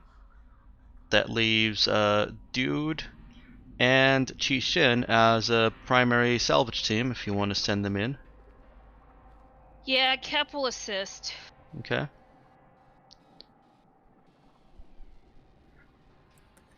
I mean, does Shin volunteer, seeing that she had hesitations? Cap will ask her. She already had. She'd already said that she would. She did along with have, some Chinese swear words. along with some Chinese swear words. Her reactions seemed to be more in line with, oh shit, I'll actually be out in space, not in a ship. Yeah. Okay. And secondary is Cap. Are you taking anybody else? Colleen also counts as part of the secondary. Nemo might as well, since he can't do anything else useful. Okay. If you take one more person, you get another 5k of scrap. Who can Cap get to volunteer? Tom suggests that he remain back with the other folks, but you've still got Castan, Vander, Eileen, and Kevin. Clark would also prefer to stay on the ship. Anybody want to do a space? Has anybody spacewalked before? Tom Shout out to doesn't Castan remember. as Space piracy. He'll volunteer. Castan is kind of excited for this. Of course he is. He doesn't realize what's coming. No, he has no idea. The hardest 8 hours of work that he'll have ever done in a long time. Probably in his life. Quite possibly in his life, yes.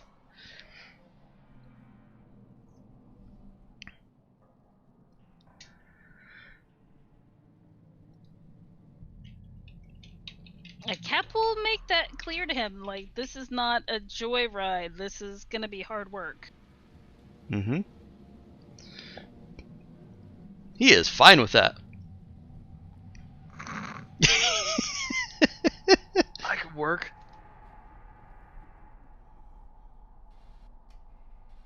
I can make work work. Any other volunteers? Does it not matter? Every 2 people you have on the secondary team is the breakdown is basically the primary team up to 4 is 5k salvage per day. Every 2 additional people on secondary team is another 5k per day.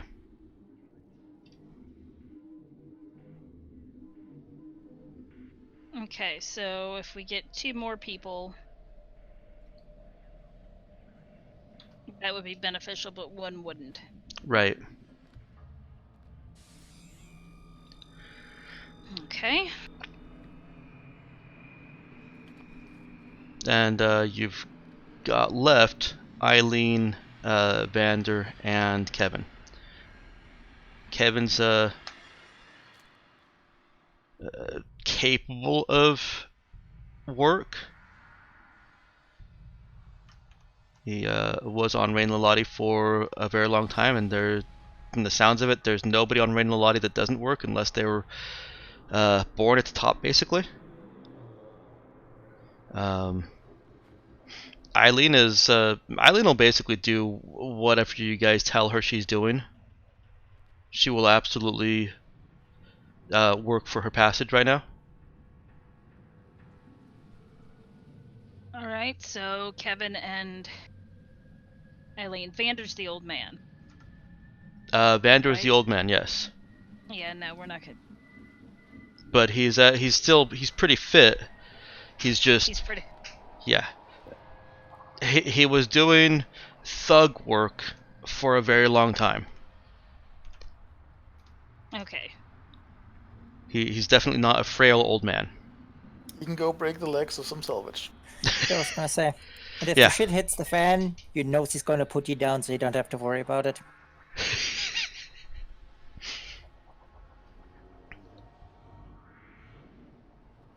How many vac suits do we have? Or does it not matter to a degree? That's actually a good question. Let me look at the numbers. Go ahead. One vac skin. We have enough. We had enough to basically outfit our entire crew. So we have at least 4. Because that's how many we were wearing when we went down to Rain Laladi. Plus we got 2 on top of that. Vac suits are only 100. And your ship, I don't think it has... Oh, it has a workshop, but not general storage. It has an armory and a workshop, not general storage. Which is where vac suits would go.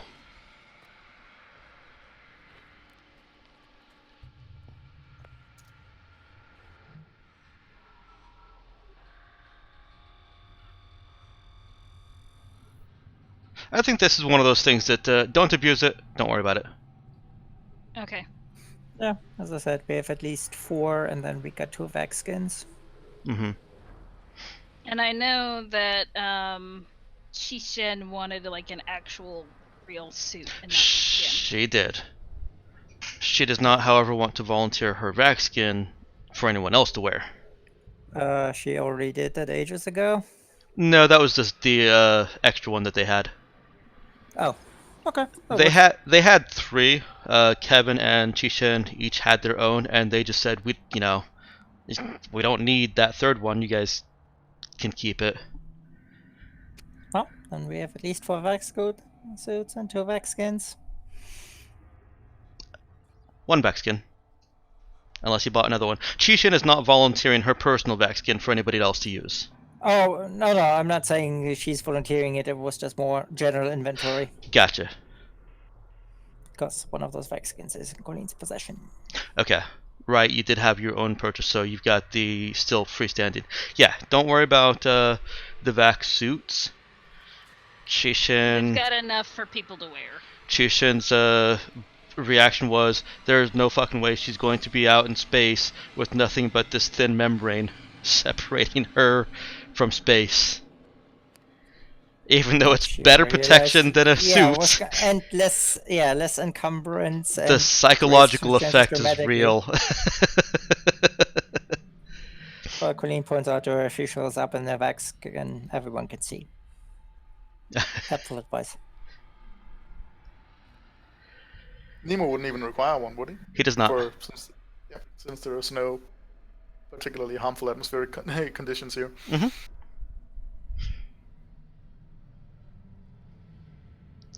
That's one less as well. Yeah. Well, unless there are harmful substances somewhere, so he might want to consider that, taking shit apart.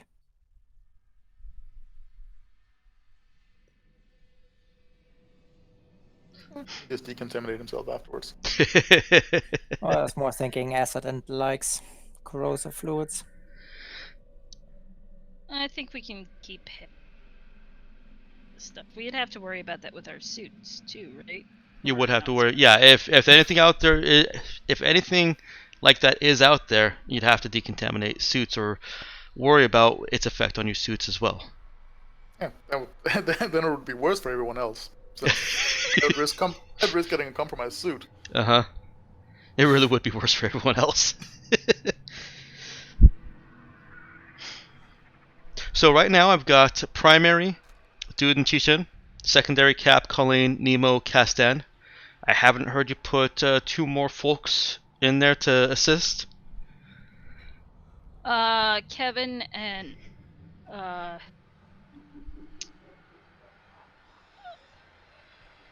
Eileen. Okay.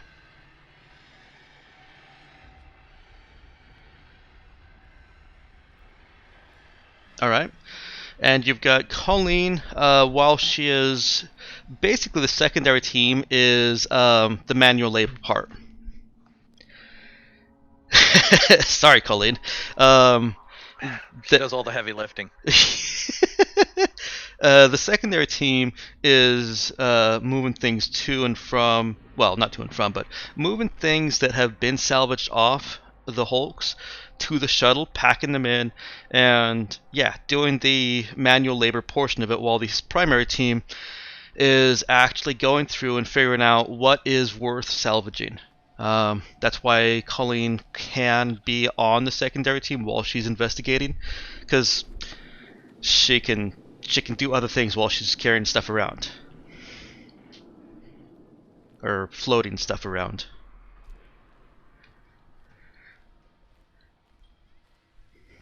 All right. Well, let's Better if it's just moving stuff around in zero gravity.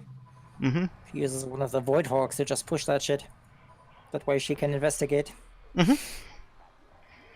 Yeah, like I said, the secondary Controls her drone while she investigates. Yeah, the secondary team is not mentally intensive. Just physically. It's just time, basically. Mhm. Okay, with this setup, you would be getting where am I? 10. Yeah, okay. 25,000 salvage each day. How much time do you spend doing this? How much salvage do we need?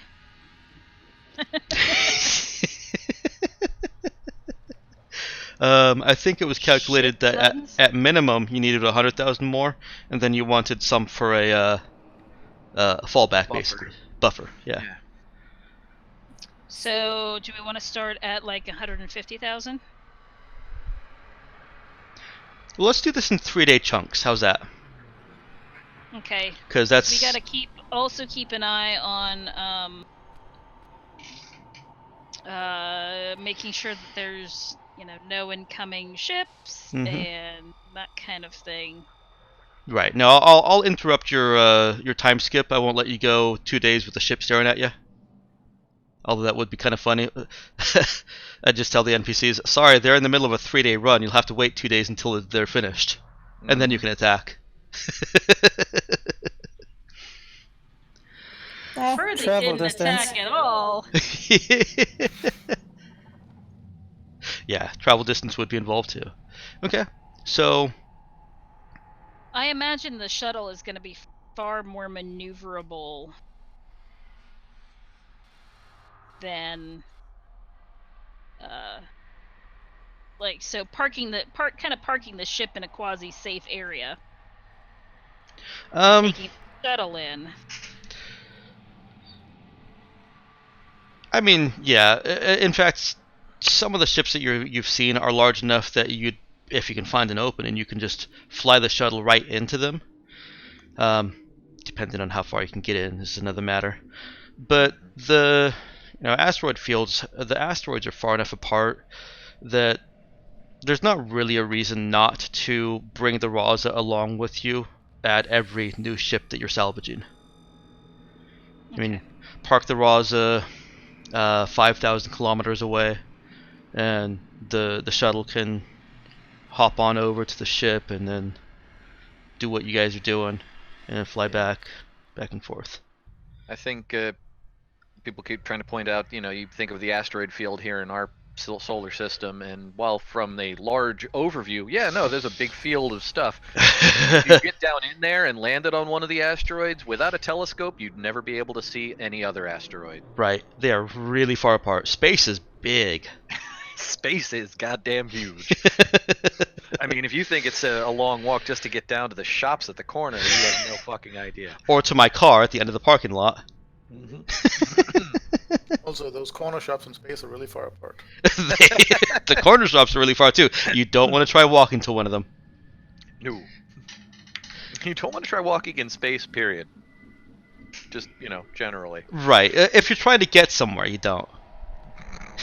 Unless trying to get dead. Well, yeah, that is a place. All right. 3 days go by. You can add 75,000. Yep. And Colleen, what are you rolling to make that check? That investigative check. She's actually gonna use program. Reason being, with Fix, they got that covered. This is less about salvage. This is more about kind of finding high priority targets. So what she's doing is just... I mean, go on. If you have something yeah, let me what you're doing is you're inspecting the ships. Well, depending on what you choose. Fix would be more like inspecting the ships. How did they get this way? How old are they? What are they? Are Program. there any that are more likely to have pre-tech salvage? Mm-hmm. Well, that's why I was actually gonna go with program, because what she's doing is try to see, are there still any active systems, which Mhm. might be more for pre-tech, and the other thing she's doing, most of those ships will have emergency transponders. Given on the age, most of them might have shortened out, but she might be able to basically either pick up echoes of that or coax them back to life and thus get an idea of what kind of ship it is. Okay. And the chances of if she gets a response, that might mean that ship is more sophisticated than, let's say, the other trash that shortened out ages ago. Depending on how old that ship is. Well, that's the point. If everything shortened out, then chances are even the pre-tech is no longer viable. But that's what she's doing. She's doing it more with sensors and transponders Mm-hmm. Not and looking, kind of analyze those signatures not looking for versus any, just kind of comparing hulls. not looking for any wrecks that might have a big glowing neon sign. Get your pre-tech here. Nope, Yeah. that will be noticed. So Kalani actually has 2 checks to make. You'll need to give me tell me which one you want to make first. The additional check is she was cataloging the ships. So one is a what information do you glean from cataloging ships, and the other check is the actual investigation check. Okay, they're both the same. Yeah, it would. The other one would also be program. The additional Okay. check is program. Period. Well, let's see what we have first. Basically, the cataloging. Okay. So based on that, then we can pick a nice juicy target from there.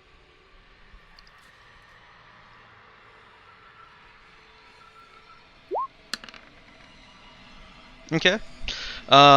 Based on sampling the ships, cataloging them, the density of ships in this system, and the size of it, you estimate that there are between 2,500 to 3,000 derelict ships among the asteroids. And yes, that is 3,000. That wasn't a typo. That's fine. Busy system. It's been here for a while, and you've got. I mean, what's the time frame of the human civilization in this? Like at least 2,000 years? Well, you're in year 3250 right now. Yeah. It's So space exploration has been a while. Yeah. Mm-hmm. About 1,000 years of space exploration. Yeah. Well, more like 400 years of space exploration with huge advances, and then the scream, and then 600 years of trying to pick back up and explore again. Yeah, we've got there's a chunk of the coastline in Africa that has a few hundred derelict ocean liners, and that's with I think what 40 years of that. Mm-hmm. So yeah. 40 years of just one planet output. Uh-huh. Alright, now for the juicy target. Alright, go ahead and make your roll.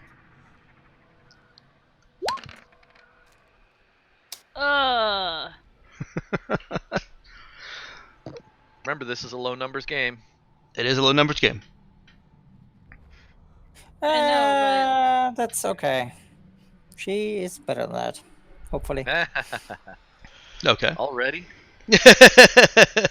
This will count as a single scene, no matter how many days you go through it. That's fine. Okay.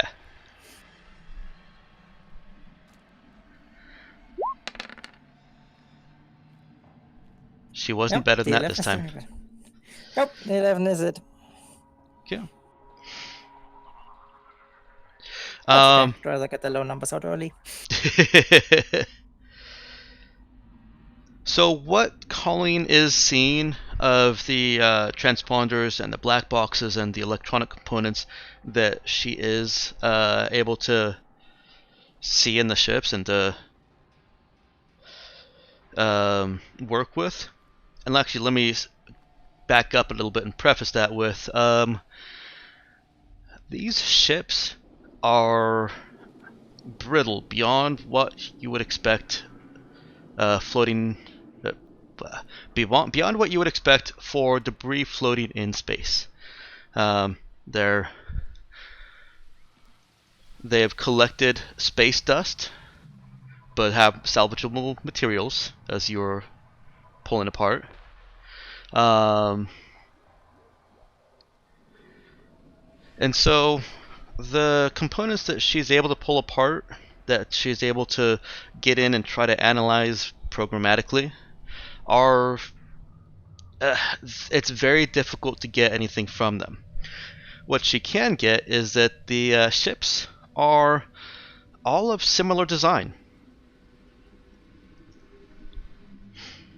These Interesting.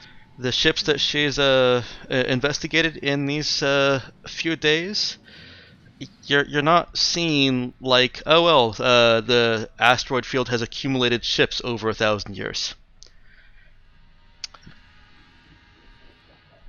Chances are they were all running when the planet blew up. Or space battles, which is just That's- more awesome. That's science fiction. Yeah, there's no space battles in real space, Matt. Okay. Don't harsh my buzz, man. Are you going for another 3 days? Yeah.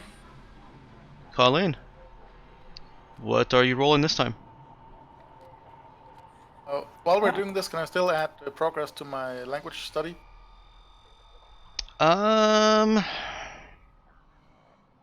Nemo was on the secondary team. Yeah, that's fine. Okay. That was the first 3 days. In This fact, is 6 days now. yep, Nemo can actually be doing that while he's out there during those 8 hours. Okay. Salvaging in Chinese. And if he wants, he can possibly even try and engage Qixin in Chinese. Not yet. Okay. What is Colleen's next check going to be? Just added 6 This days. time Mhm. she's Correct, going to no. use fix. Based on previous results, at least she has an idea of the hull types Okay. floating around, and this time she is looking for something that's relatively undamaged. Maybe something where basically the engines blowed and then they all died horribly in space. Okay. But basically, a ship that's old enough that falls into the category and is minimally damaged. To kind of raise the chances of finding something that might still be intact or could be revived. And do keep in mind that these aren't just first-hand investigation of the ship you're currently salvaging. I'm assuming that she's also using the ship sensors to kind of do as much investigation as she can on the next ship over, and the next ship over from that. That's kind of why she started off basically with the program to see anything that's coming back, anything that might be viable, and now it's more like narrowing down of the viable targets. What's the best approach there? Okay. Go ahead and roll. There we go. Told you, had to get the low rolls out first. Can honestly say she couldn't have done any better.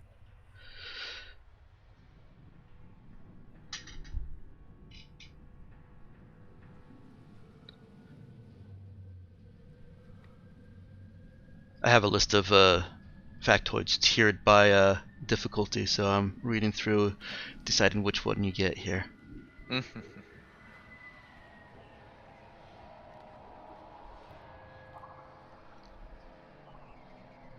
Well, if there's anything higher than a 16, it couldn't have been done. There's nothing higher than a 16. Okay. I'll give you one additional flavor thing that you would have gotten just from having been around here.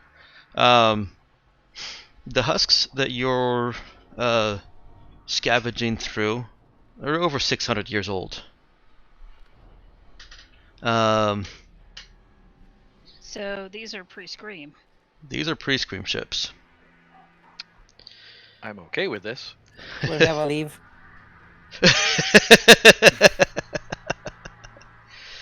um, So when this planet, I'm assuming the asteroid probably was a planet, went boom. It went kaboom with the scream. Wonder if we found Ground Zero. That would be a hell of a thing. the actual investigative bit that Colleen uncovers with that excellent fix skill is that the ships all show clear indications of depressurization in multiple compartments, as if their holes just stopped holding atmosphere inside the ship. So it was like they got hit from the outside. They basically, for whatever reason, suddenly vented. It doesn't look like it was sudden. Well, I don't mean sudden, but Okay. whatever failed was internally. It was not like they suddenly, or they got hit by something that pierced the hull, and then the atmosphere got out. For whatever reason, they lost their atmosphere. Mm-hmm. So it was internal as opposed to an external force.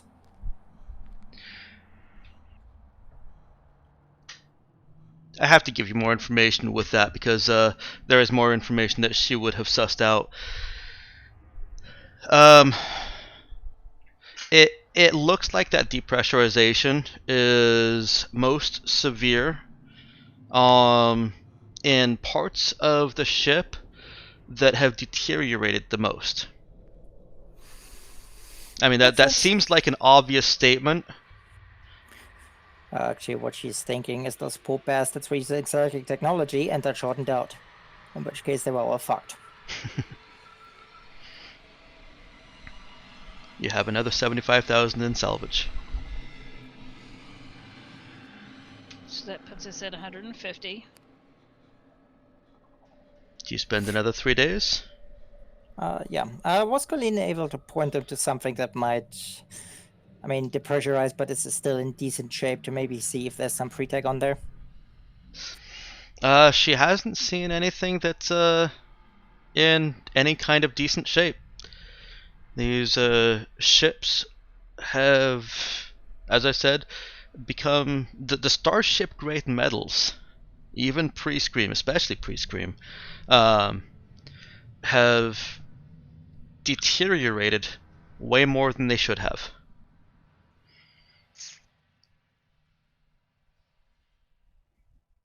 Can we check our own ship?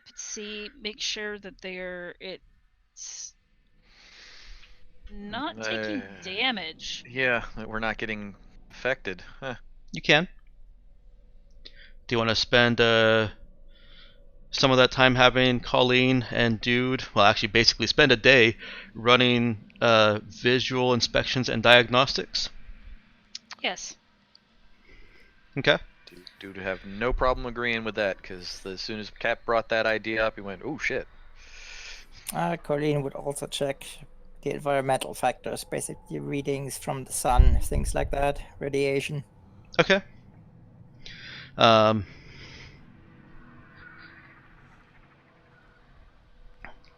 Let's have that be a single skill check with some assistance. Who's making the primary check? Probably Dude. Okay. Yep, he still has his reroll. He does. Dude, how are you running your diagnostics and visuals?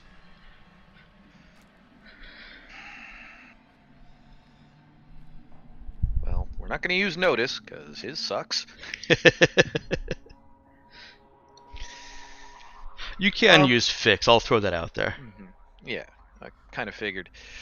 Does the ship have, other than what's tied into Nemo's brain, a baseline internal diagnostics? Does it have, Captain, ship's hull's at 70% readout kind of shit. Yeah, and actually, just a point of clarification, that is not tied into Nemo's brain. He's simply able to communicate with the ship like any of you could from your datapad. Okay. So whatever Nemo is able to access in that regard, you guys have access to it as well. Those kinds of diagnostic readouts are always better at the actual console. Right. So that does remind me, is Nemo picking up any signals at all out here? He is not.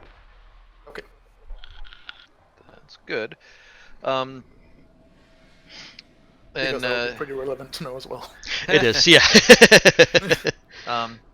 Dude would want to tag team this. He would want to put Colleen at a terminal on the bridge, running, checking all the internal, all the readouts of all the ship damage systems and whatnot, while he would do a hull walk. Okay. So I would want to use. I mean, we're gonna do this. Is gonna be a whole day. Mm-hmm. So he's gonna walk a circuit in a rotating spiral, in an expanding spiral, all along the hull as an outside walk. Okay. And do a fix inspection while Colleen is running internal Okay. checks. So dude's making a primary check with fix. Sounds like Colleen has been voluntold for program, which I don't think she'll disagree with. I can literally say it makes no difference. Yeah. Is anybody else assisting with this check? I don't think Cap has the knowledge required for that. Would you allow somebody that has decent notice to be running tandem with dude? Mm-hmm. I would take a notice volunteer. Keep in I've got mind, a plus failure is an one. option. Don't look at Nemo, I only have good notice if I can cheat. And the ship is not human. And I've specifically not brought up my notice because I can cheat. Yep. So Nemo is not C-3PO and the ship is not the Millennium Falcon? Nope. I do not know where your ship learned to communicate, but it has the most horrifying language. Well, you'll learn that if you watch Solo. Not that I recommend it because it's not really a good movie. It's been Yeah. But it does answer that. But it does answer that question in case you ever wondered. because no one fucking cared about that question. Yes. It was a funny aside. You didn't need to fucking explain it. Yes. There are a lot of things in that movie that were unnecessary. It was fun to watch, but I wouldn't watch it again. Well, I probably would, but I don't You've recommend seen it. You've watched Cheerleaders Ninjas more than once. Yeah, but that's because I could inflict it on people. That's the fun part. I'd say the All entire right, movie guys, was unnecessary. guys. Back on So track. yes, I would take a non-cheating notice. Can we tag an NPC with notice? You certainly can. Cap has notice. Or you Okay. can use Cap. There you go.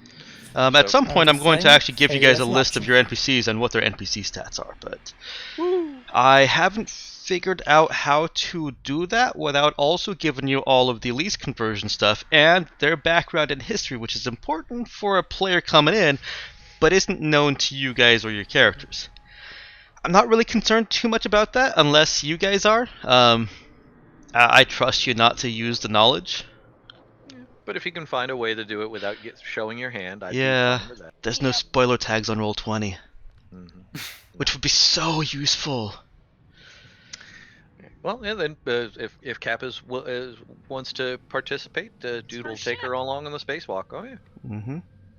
See if she can catch with her better eyes anything dude doesn't notice with his engineer eyeballs. Okay.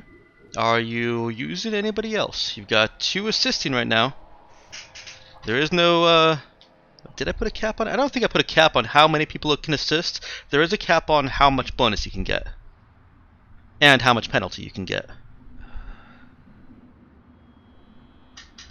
I mean, if we're gonna be stopping working, dude would have at least put out he'd like to Shanghai as many people as possible, but if they're not going to be of use to this, then he's not going to make them come out and walk with him. threat. Well, you can't have anybody else come out and walk. No further assistance will be helpful numerically on the spacewalk. Okay. So everything else would be some other way of assisting. Well, Colleen's checking the internal systems, but just in case the internal systems don't match up, I mean, hell, dude would quick in character, dude would have called a quick little not crew meeting down in the repair bay. All right. So we're going to be taking a day to double check the ship. We want to make sure that what's going on in this system is gone and isn't causing any possible side effects with ship systems and whatnot. Colleen's going to be running computer checks and diagnostics. Cap and I are going to be doing a walk on the hull on the outside to make sure that there's nothing getting in. That's probably going to take care of most of it, but for you guys, since we're not going to be running any salvage and whatnot, if I could get your help, walk your way through the ship and just open and close every door you can come to that isn't locked personally. So don't, my door's locked, you ain't getting in.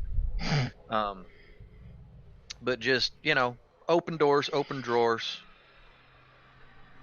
check lights, that kind of shit. Just make sure that there's nothing out in the basic walking through the ship using everyday stuff like normal is out of ordinary. I mean, obviously, if you find a bulb that's out, either mark it down on my list or change it for yourself. If it's too tall, kid, you don't have to.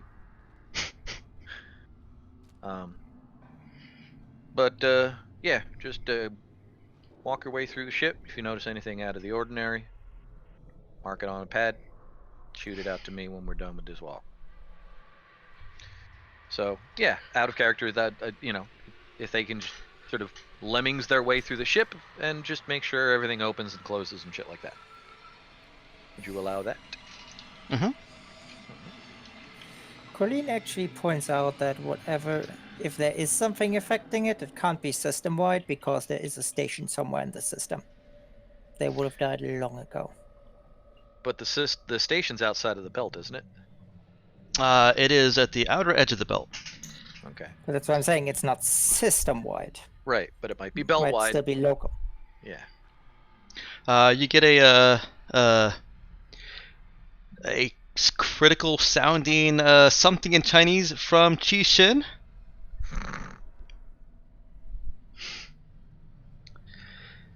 Why am I stuck on this rusted hunk of junk with these crazy ass people?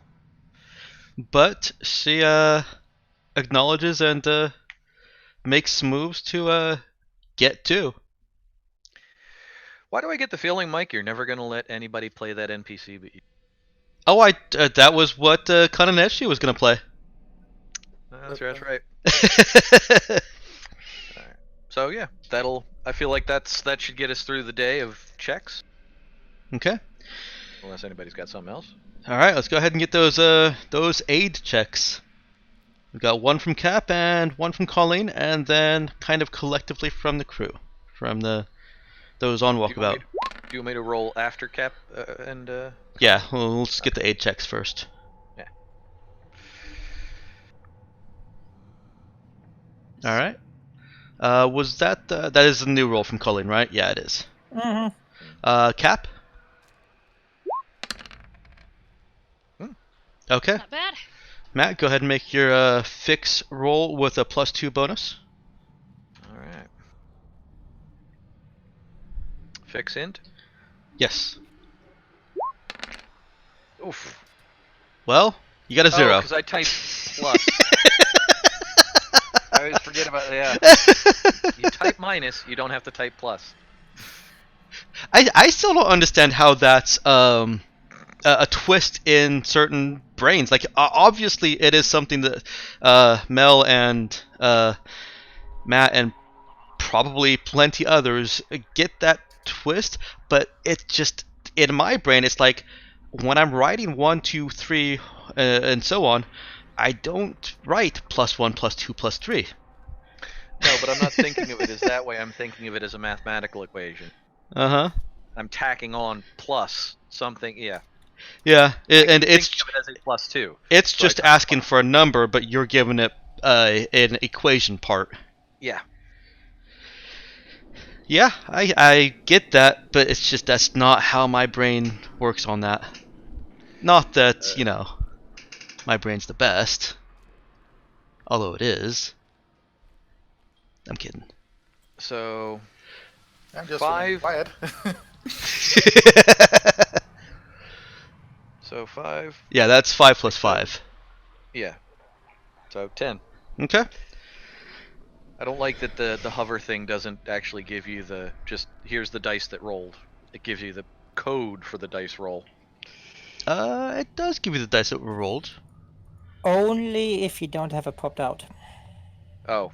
If Oh, it's okay. popped I out, tend to it keep does not chat do popped that. out. Yeah. I see. Okay, yeah, Yep. it's not popped out for me, and it does give in parentheses 4 plus 1, which is a die roll, and then Right. plus Yep. 2 plus 2 plus 1.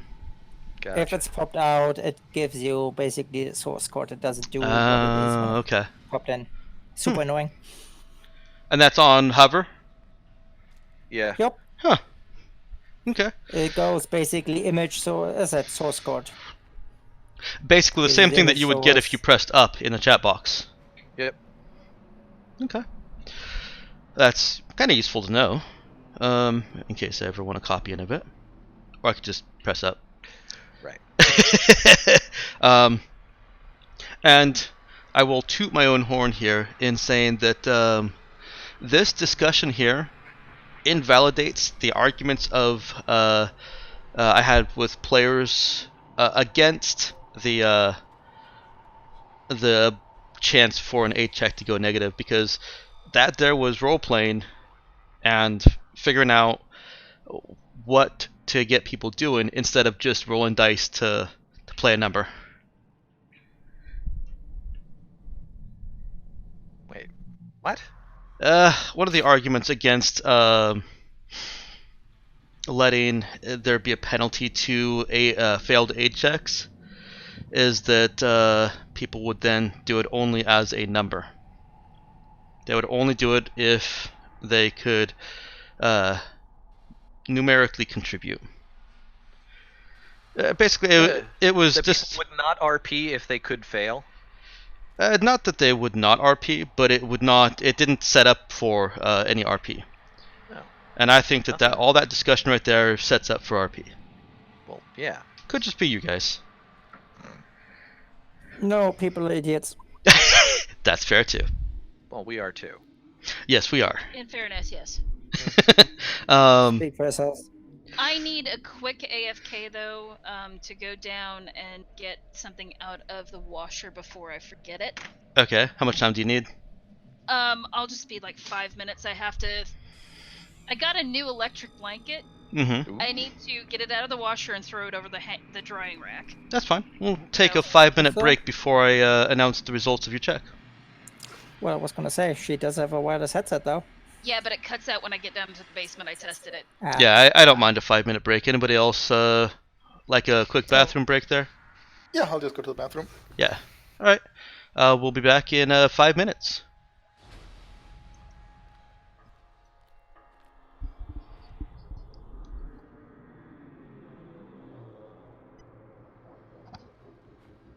So,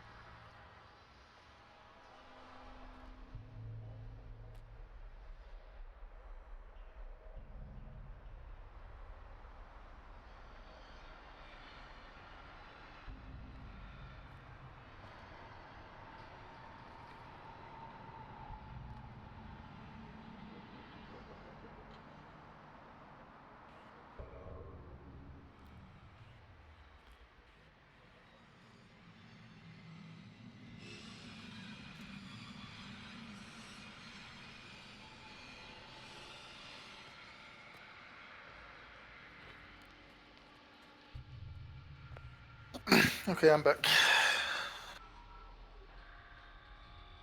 I think Emma is not yet.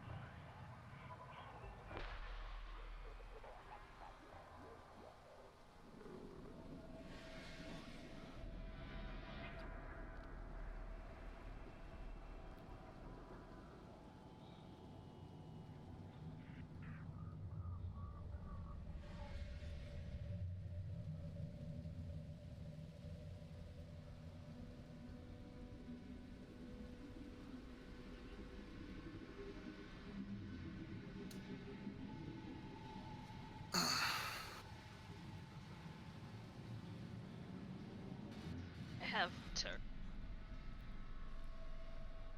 Welcome back.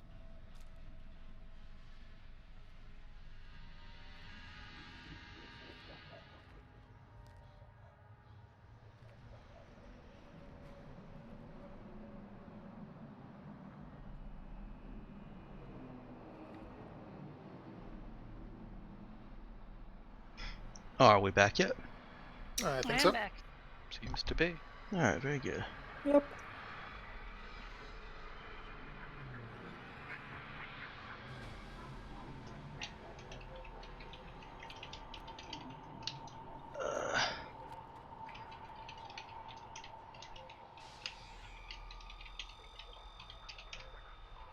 Alright.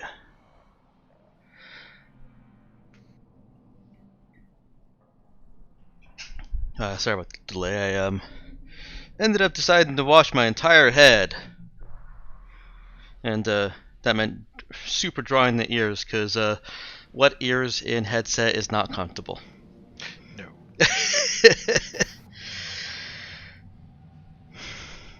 In your thorough system-wide and external inspection of the ship,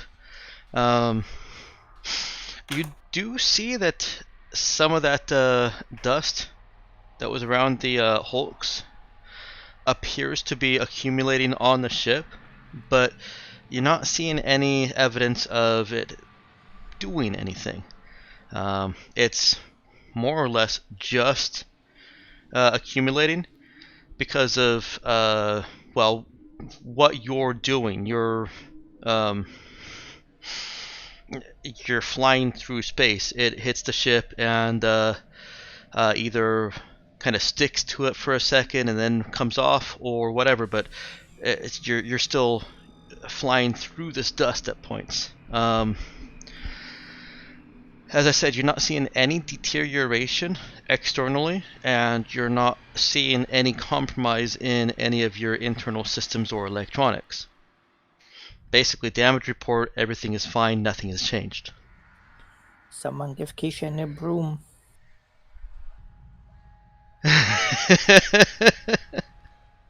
No. Oh, excuse me. Gesundheit. Bless you. Bless you.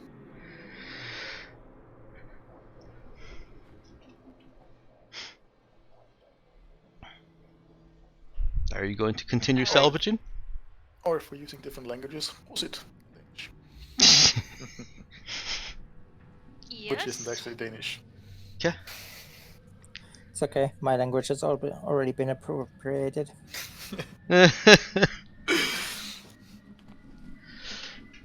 Oops.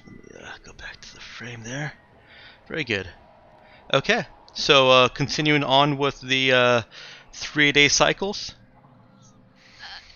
Yes. Do you but want to with do it? a- So what I would like to do, just because Cat being a little paranoid, Not a bad thing.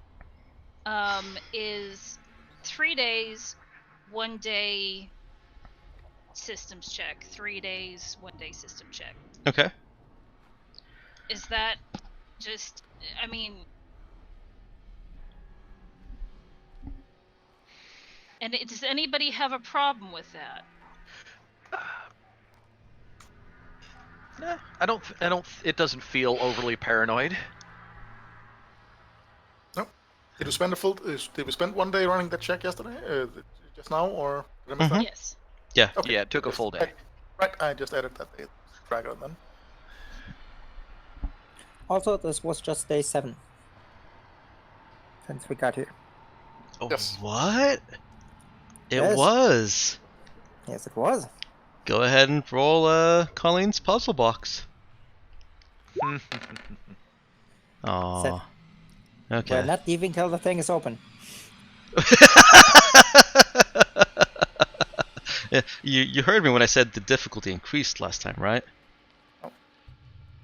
Did we get Yes. a check on? Did we get a fix on how many days we actually have consumables for? You've got 2 months for a crew of 200. Okay. We're okay on food. Yeah. mathing that out, you probably have enough food for like 1,700 years. I'm sure that's how the math works out. There's also a station where we might buy fuel and food from, so... Unless someone has been, say, has been secretly adding ground-up glass to the food, of course. You would still If have anybody's food. done that and Cat finds out, they're getting jettisoned out an airlock. Nope. Colleen would just enact one of her machinations. Much better.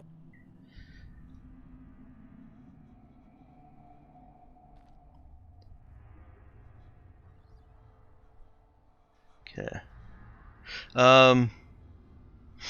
Actually, Nick, I think you missed a check, because we ended at 12:16. Let me double check my timeline here.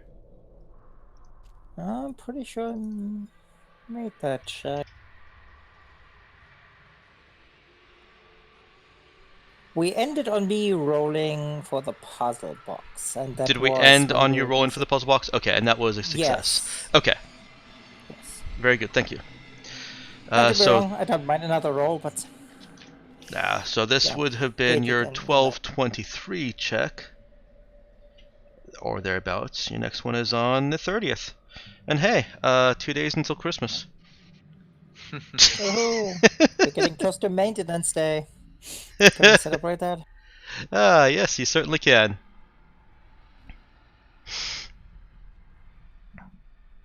So go ahead and spend 3 days. You get 75,000 salvage. And Colleen, what is or Nick, what is Colleen focusing on? Focusing her attentions on. By the way, Matt, did you notice that Nemo was translating for you? Yes, I saw that.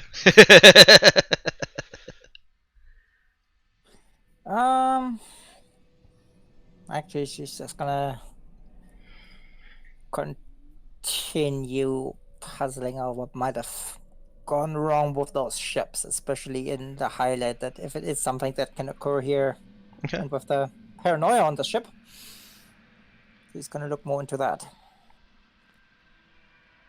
So she's gonna do it with fix again. Okay. It is not an unreasonable level of paranoia.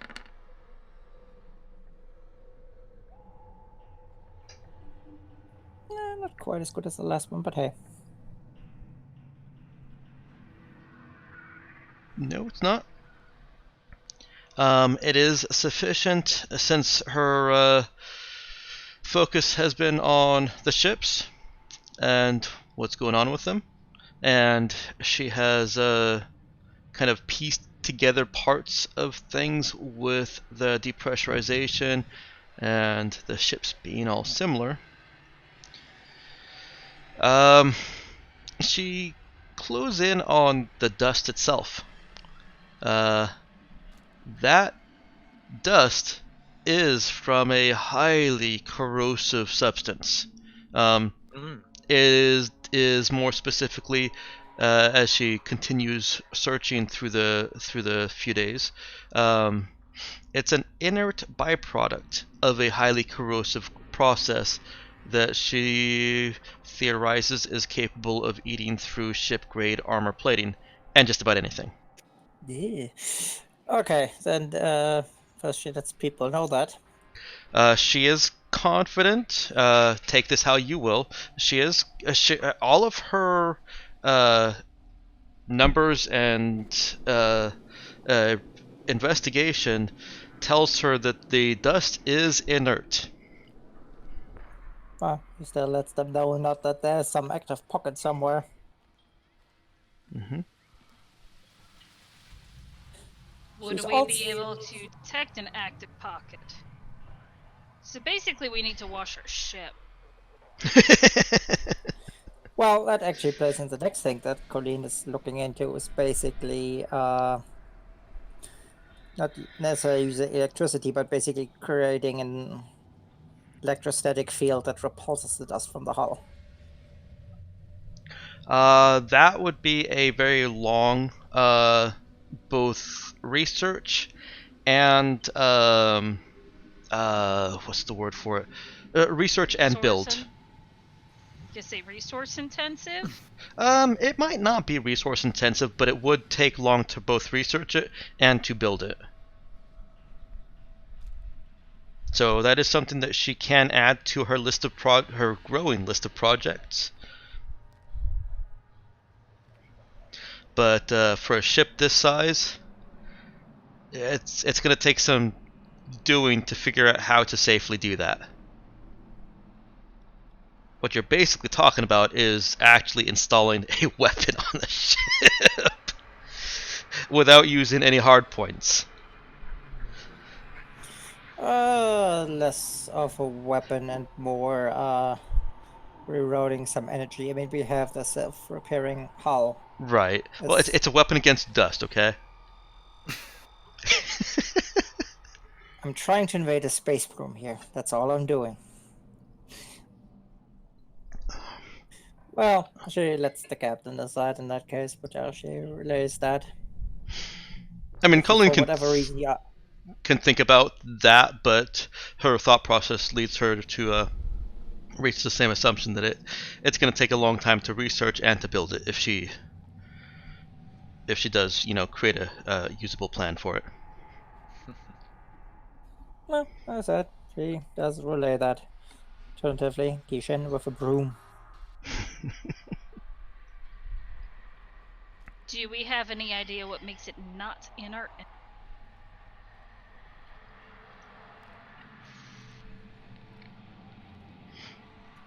That is Could this get activated?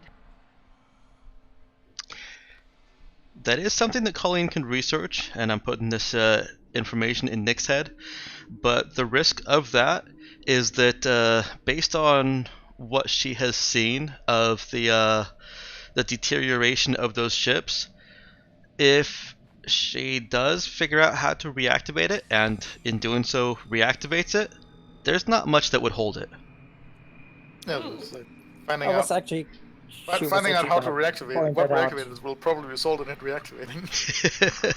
Yes, I was actually gonna point out that I really want her to poke around trying to see what activates it. No. Was like, what activate it?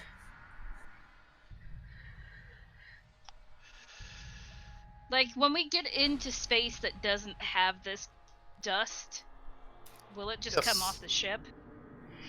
It seems like it will. It's not clinging to the ship. But keeping a sample of it and experimenting on that at a safe location might be to figure out what activates it. Could be an interesting. Could be. But it sounds like that chances are nothing will hold the ship.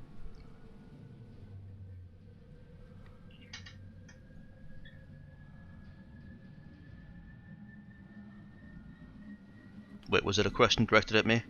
No. Okay. Well, kind of, yeah. What was the question then? It sounds like that there's nothing that would hold this stuff. That's Colleen's initial assessment, yeah. Is nothing physical? If we can suspend it in something. Yeah. I'll also point out that flies in the face of traditional logic. As far as I know, there is no acid that eats everything. Nope. There's always something that it just doesn't. It's usually glass or ceramic based. Yep.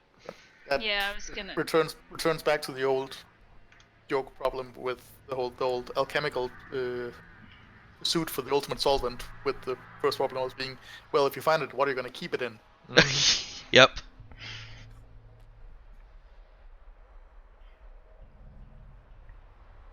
Yeah. The answer is energy fields.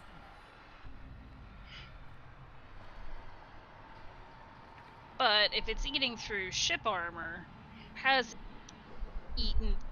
Well, even then, like, it didn't just completely destroy the ships. It just broke them down a little.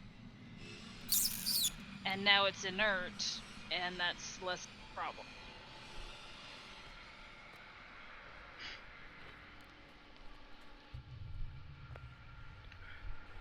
Like, it's not currently still eating through the ships. No, it doesn't seem to be. The ships are brittle. The thinner pieces of metal can be snapped off with application of force.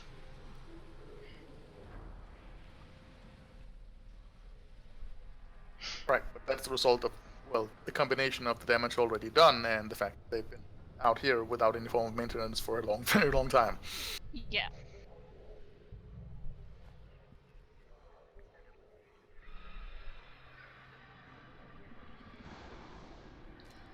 Are you guys going to continue? Sure. We should. So that space station, they have like repair capabilities, like a repair facility. Let's see. Where did I put the space station? Oh, it's right there. The heading is at the bottom of one page, and the actual information is on the top of the next page. That's annoying. Was that another 3 days? Or are we... That was 3 days right there. The space station did seem to have minor maintenance capabilities. But not the major that we need. No.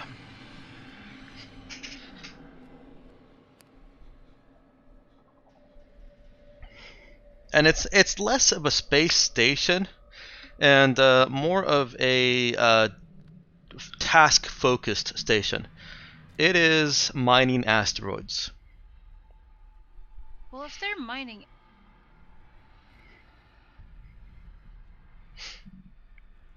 You're cutting out, Emma. sorry. If they're mining asteroids, then obviously they can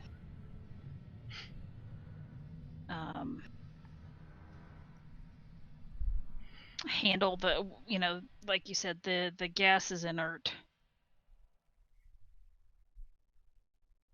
Or the dust is inert, otherwise they'd probably be having problems. Mm-hmm.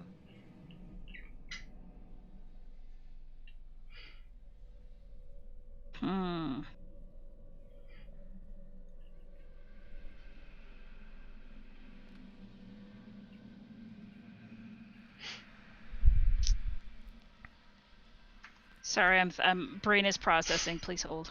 That's okay. Yeah, let's go ahead and spend another 3 days. That'll give us what, 150,000 plus 75,000. If you spend another 3 days, I count your total gain Am I at mathing wrong? 300,000. Yeah, this will be the fourth set of 3 days. Oh, okay. And Nick, if the stuff is inert, then I mean we want to keep an eye out for pockets of active stuff. Mm-hmm. I don't know if we'd be able to detect that with the ship sensors or not, since we know what the inert form is.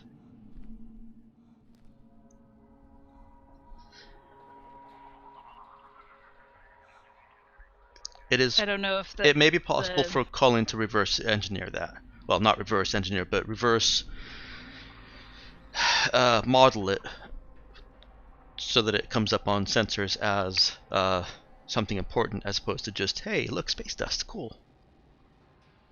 Yeah.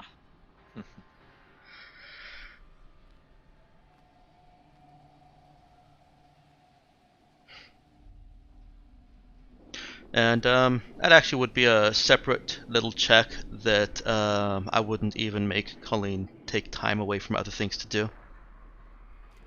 Okay. And Nick, Yes. I'm giving you back your expert reroll. I feel like a week is long enough for one scene. It was a very scenic week.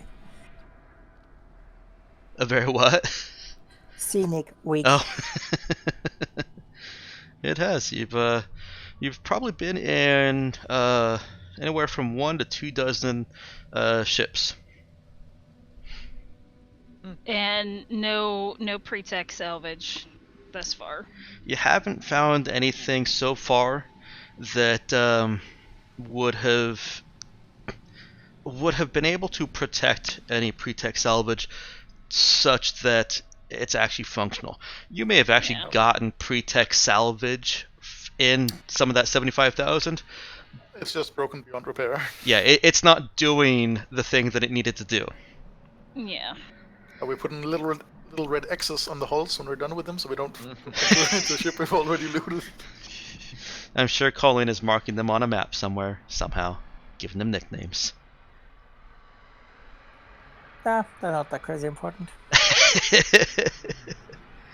But yeah, your computer can track what you've already scavenged and what you haven't. And I'll also say that part of your scavenging decision-making process is to move on, even if there's still salvage that can be taken from the ship you're currently in. There's still a point where you say, okay, the returns on this have diminished enough that we're just going to move on and move to a new field. Once the salvage per hour drops below a certain level. Pretty much, yeah.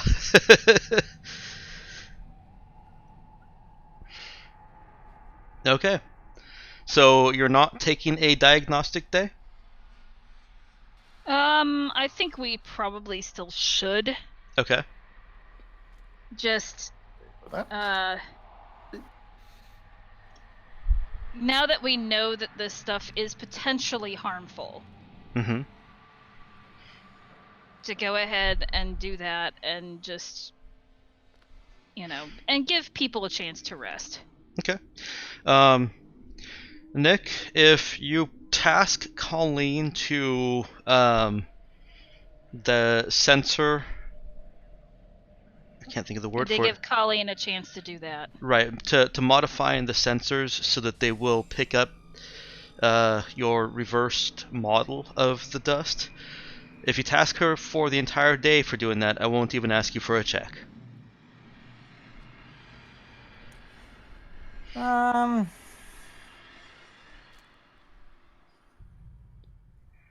She spends half the day and takes the check. Okay. She has a pretty... on the other hand, now she can spend the day. I have a idea for the next 3 days of investigation. Okay.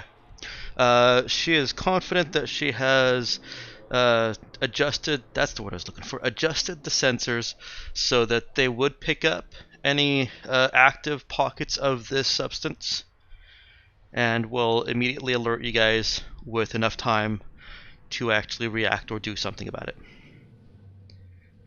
Wonderful. Okay, that's one more day for various projects, except for Colleen. And then you do another 3 days of salvage, bring yourself up to 300,000? Yeah. Okay. Bing! Did you just level up again? Nemo is now fluent. Yes, he leveled up his pennies. Very good. Okay. Your total gains so far are 300,000, and Colleen, you've recovered your expert reroll. What are you using your roll on? What are you investigating? Seeing how it is the dust that fucked them all over, she's redirecting her attention and the sensors towards the sun. Reason being, if something drifted at least into orbit there, it's entirely possible it wasn't hit as bad because solar winds might have basically kept the dust away from the wrecks that are more towards there. So that should increase her chances of basically finding something that's not been as heavily corroded. Okay. Basically, that might have been the one pocket of protection that kept the decay that everything else experienced at bay. Okay. So she's focusing it way more. That sounds like a program check to me. Yup. Any suggestions as for the next language for Nemo to pick up? Klingon. It was in there somewhere with the shows. Nemo could pick up Klingon. Or Elvish. Yeah, but I'm not going to. But Nemo could run a whole role-playing campaign for a crew. Definitely not going to do that either. But it would strengthen his social interactions. He could basically simulate environments to test things. Not going to do a role-playing exception. So does anybody have any other suggestions for Nemo? What languages does he have?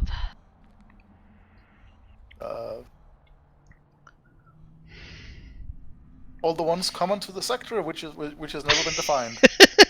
It has not, because he doesn't know.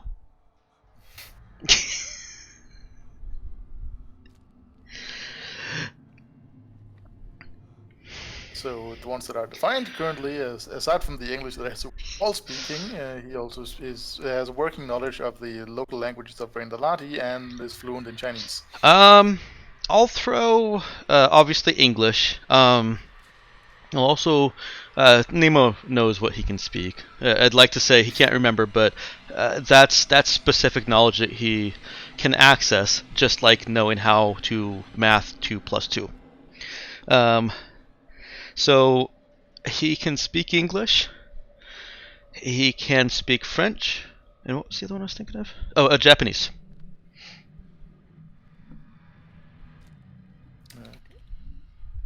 Damn it, so the French did not get wiped out in the Great Intergalactic War? They didn't. Sorry. Okay, those have been added. That's because they surrendered.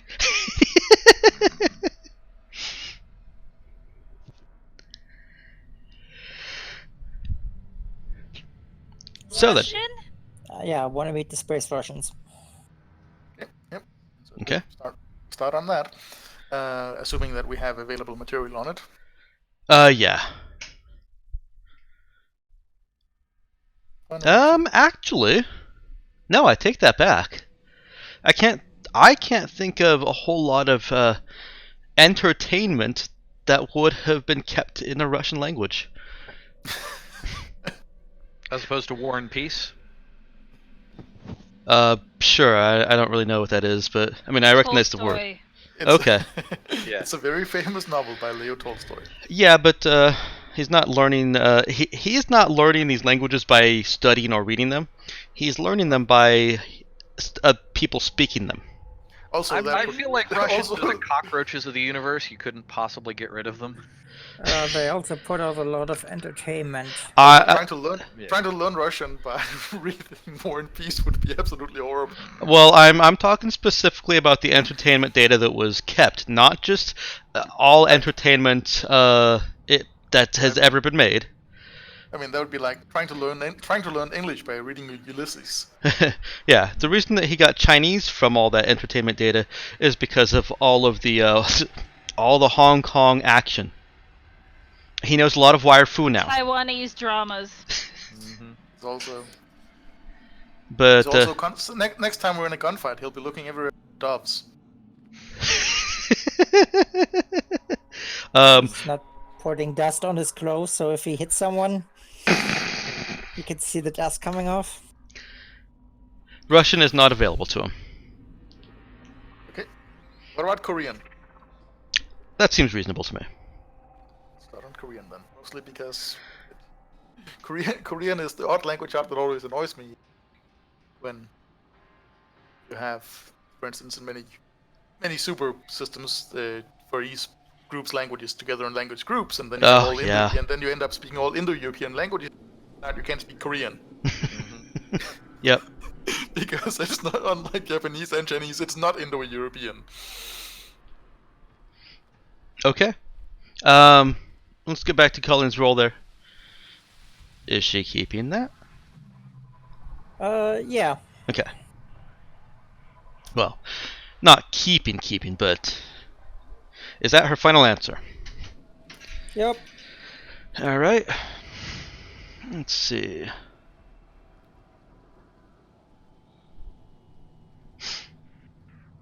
It's definitely above average. It is above average.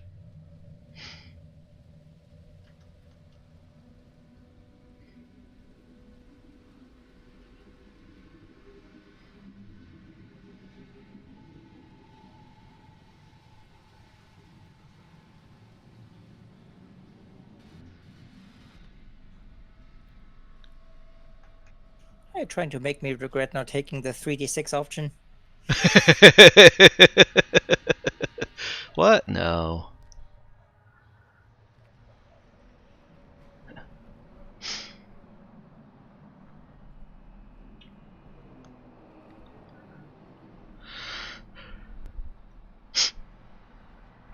Okay.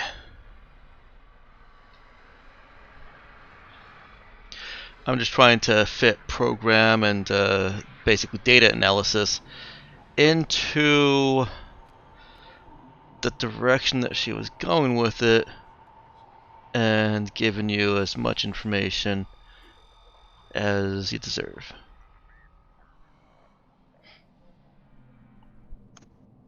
Without just without giving bonuses just to get more information out there.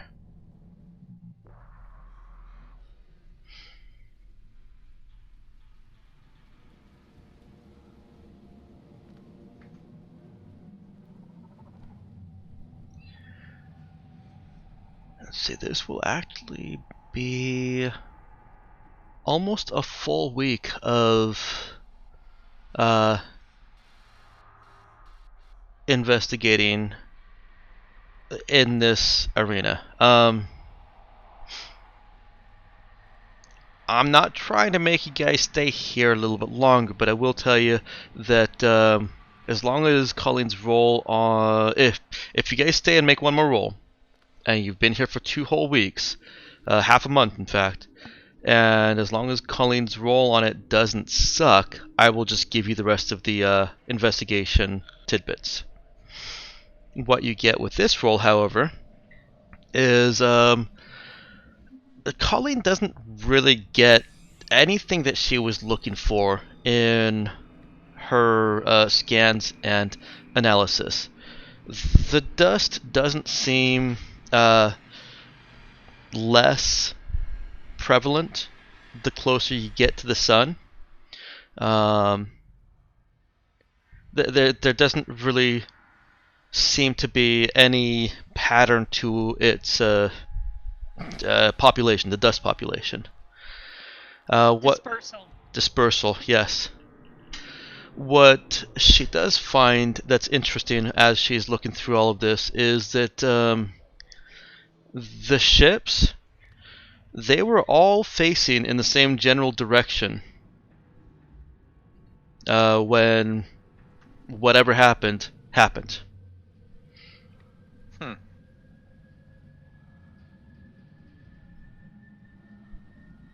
Alright, what direction? You can't make out the direction exactly because it has been a few years. As in like 600 or more. But like the charges in a magnet, they were all facing the same direction.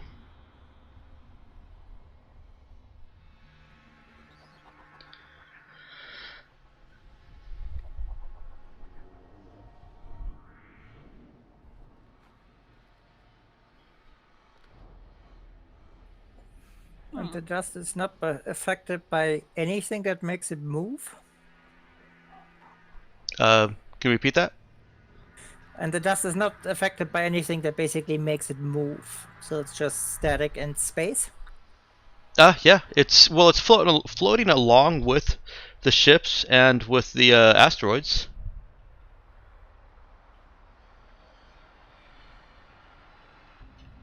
It's just a murky river of highly dangerous, corrosive, inert dust. With asteroids and dead ships floating in it.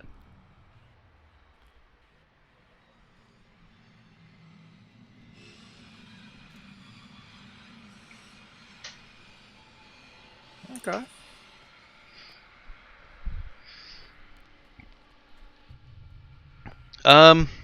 Well, you know what? Let me give you a little more on the direction. She did roll high, and she's been looking at this for a lot. The most deteriorated it's hard to tell because of the shape of ships and, well, everything else going on. But the most deteriorated appears to be at the back of each ship, where they were thrusting from. So, which direction would be? They were all facing away from the source of the dust, whichever direction that happened to be 600 years ago.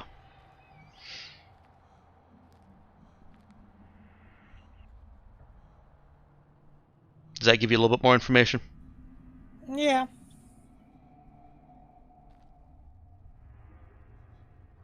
I'm trying to puzzle out kind of what affects the dust, if it's just, let's say, impacted by just gravity.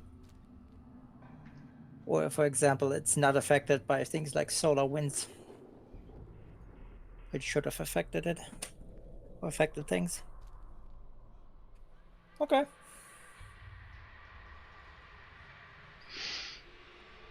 Okay. Do you want to stay for those additional 3 days, or do you want to skedaddle?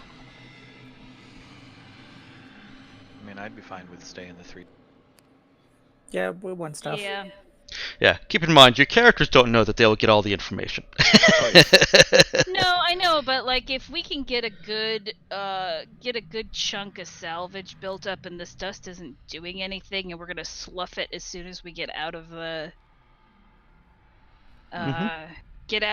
asteroid field. That does seem to be what will happen. Then, and we can effectively detect if there are active pockets of this stuff. Mm-hmm. Cap's okay with staying another 3 days and getting just a bit more salvage to kind of buffer them. Okay. Let's go ahead and give you 3 more days on various projects, and Colin gets a last penultimate roll. Sure, put the pressure on me. But what she's doing is kind of continuation of what she was doing before.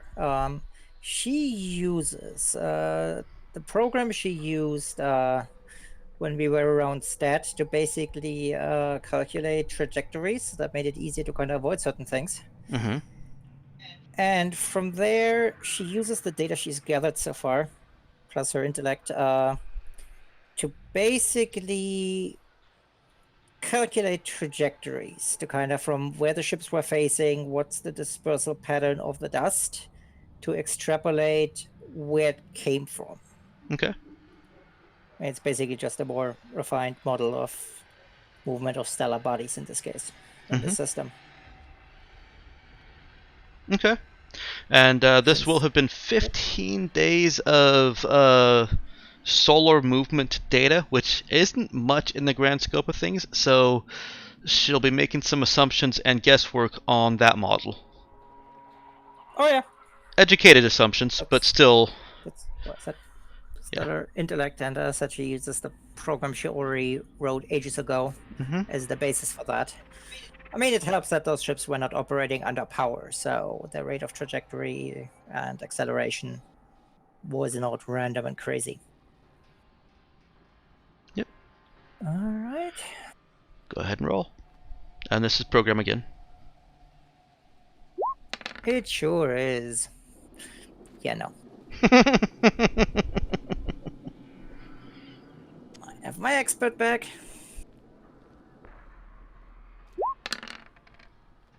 Much better. Okay. It's not a double one. I'll take it. Alright, so I already told you that the ships are of similar design.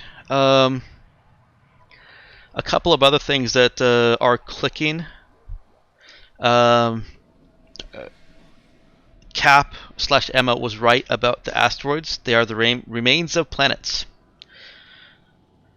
You see that there are actually 2 kind of varieties of the asteroids, but each of those varieties is similar to all of the others of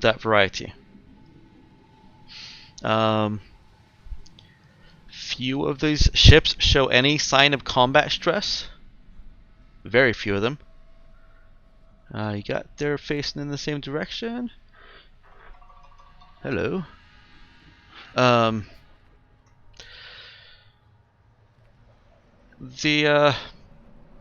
asteroids were not violently ejected into space. They appeared to have crumbled away from an orbiting celestial body as its orbit decayed. Which is important because it throws off all of Colleen's calculations. And quite possibly the most interesting thing, at least for Colleen, is you do find a signature of an electronic signature. It is so faint. It was very, very difficult to pick out against the background data and everything else it's going through. But there's a ping out there.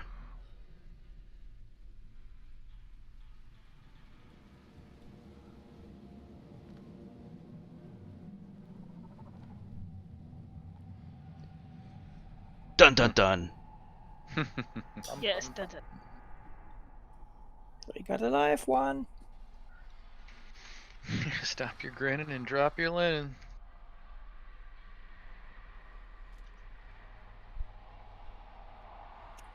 Well, they will try to pinpoint that and relay that there's something active. Okay.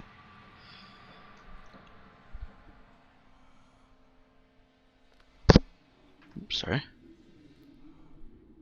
Where is it and what is it?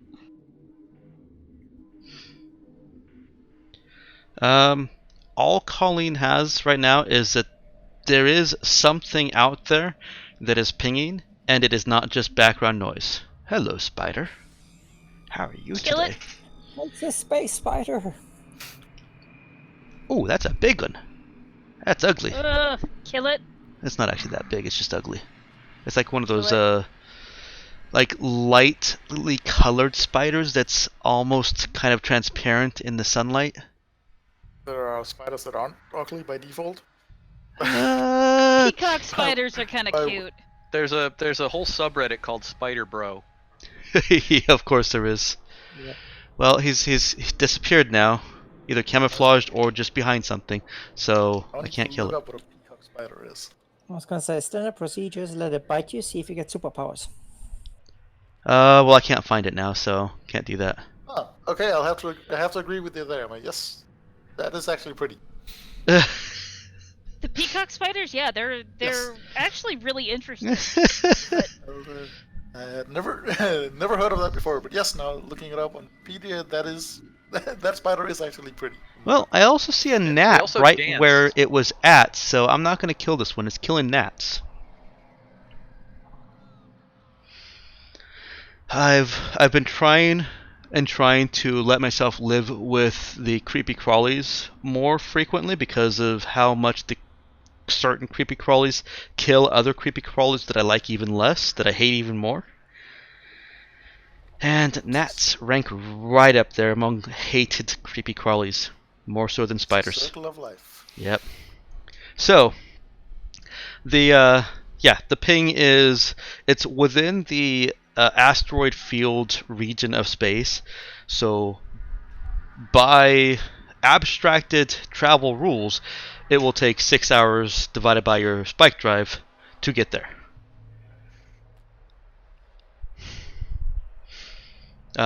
Traveling to this source means that you will not get to do anything else for the day. Well, traveling to and locating the source, and if there is anything there, getting it from whatever it's in. Well, something is sending that signal.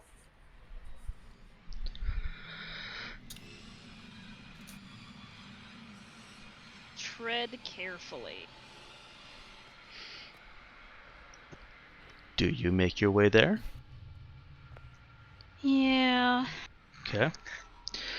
It does actually only take 3 hours for you to get there because of Clark as your pilot and navigator.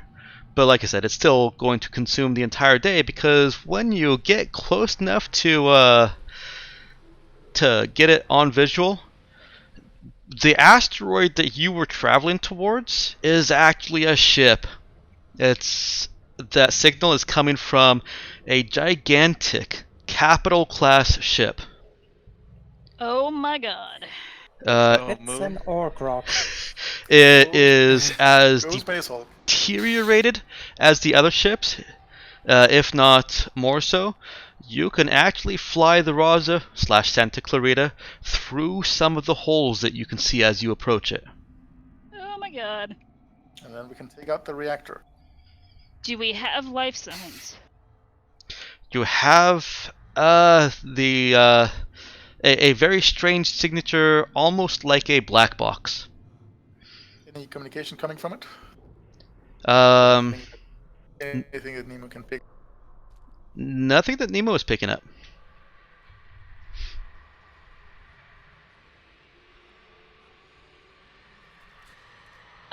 Full sensor sweep. Are there any life signs? You're not picking up any life signs. Thank fuck for that. Not picking up any attempts to communicate either, Captain.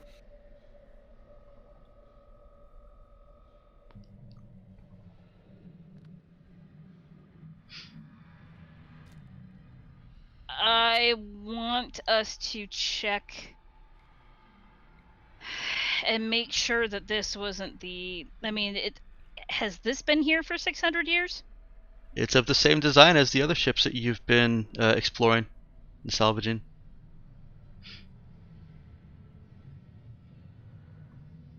Okay, so what makes this one different? Scan the area.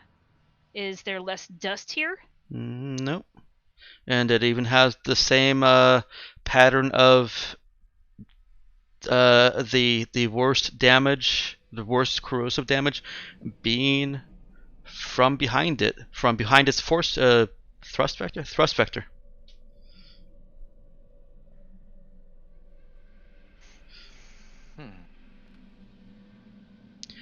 Aside from its size, Possible. I was gonna say because it's so large.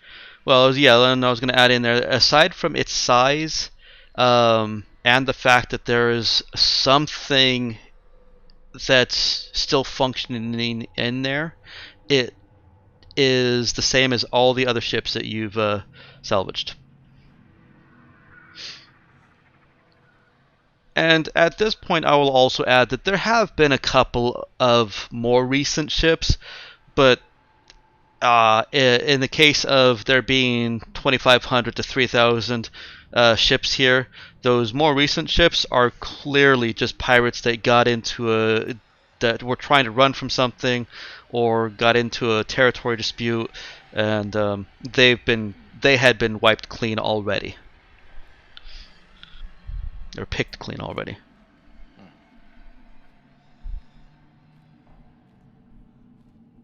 So why wasn't this one picked clean? Because it was super hard to find.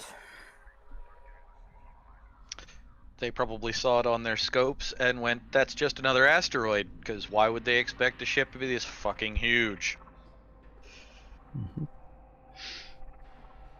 And additionally, some of the ships that you were in had also been scavenged previously. You guys are just better at it. Right. And I'd imagine we probably went, oh, this one's, Yes. Yeah. this one's picked over. Next. You guys could spend, from the looks of it, just looking outside in, you figure you could probably spend a week just on this ship, salvaging Jesus. We should go after whatever's sending that signal.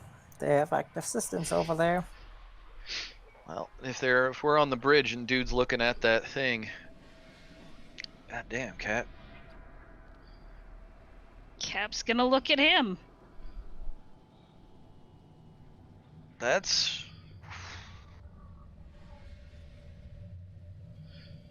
I mean, shit. That's the most likely source of pre-tech I've seen this whole week, but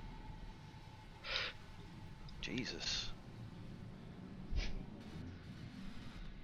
Hey, Colleen, zoom in on one of the holes in the thing's hull. Sure.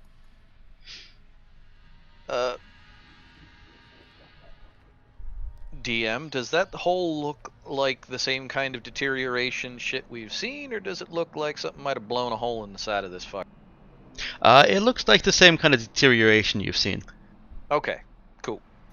Because I would not want to know what could blow a hole in this. We still don't know what did blow a hole in this.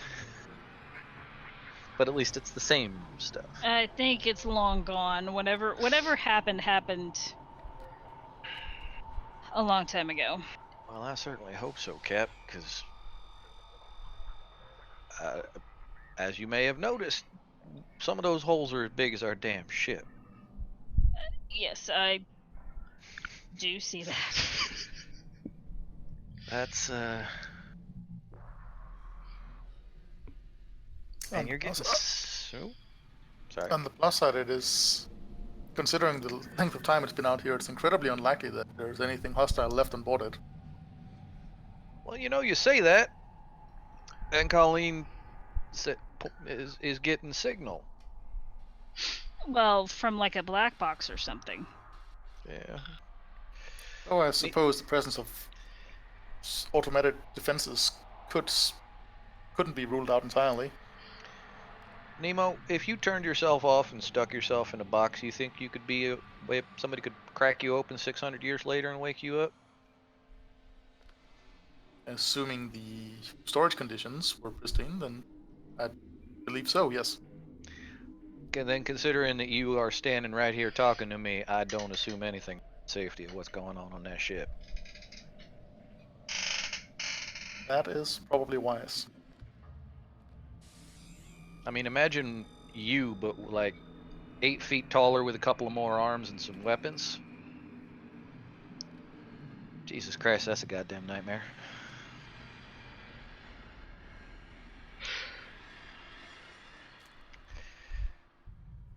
So,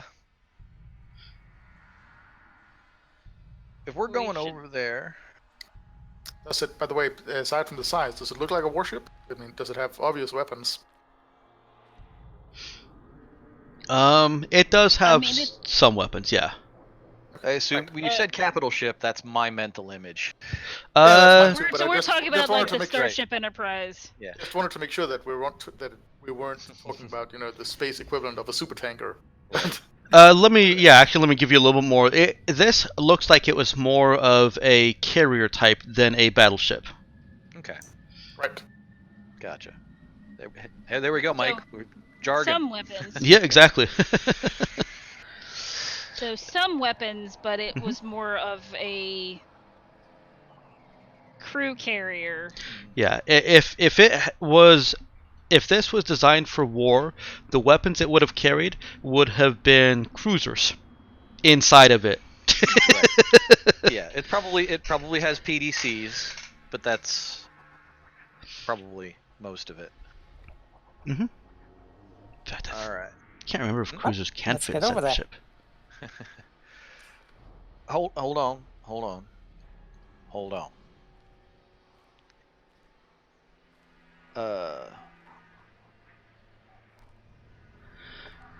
If you're okay with it, Cap, I'd kind of like to take a little time down in the workshop. And I'm going to take a look at our armor and our weapons. And I'm going to see if I can maybe make some improvements, because, well, that thing gives me the willies. So I'm feeling a little cautious. But as always, I leave that up to you. Like, make our vac suits more armored?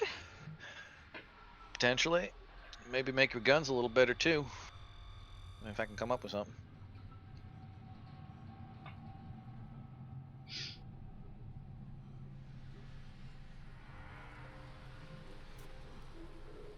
And yes, out of character, I am talking about finally actually using the kind of shit that Tinker is designed for, which is Okay. improving shit. Keep in mind that the base time, I can't remember if Tinker modifies time. The base time to build and install a mod is 1 week per minimum skill level of the mod. Is it a week per mod? Mhm. Jeez. It is. You're modifying a pre-existing piece of equipment. You're not building the gun or whatever from scratch. So you're having to make some pretty extensive adjustments all throughout. And like I said, I don't remember if Tinker modifies time. I know it modifies cost. It doesn't. Okay. It just doubles my maintenance score and halves the cost in credits. Right.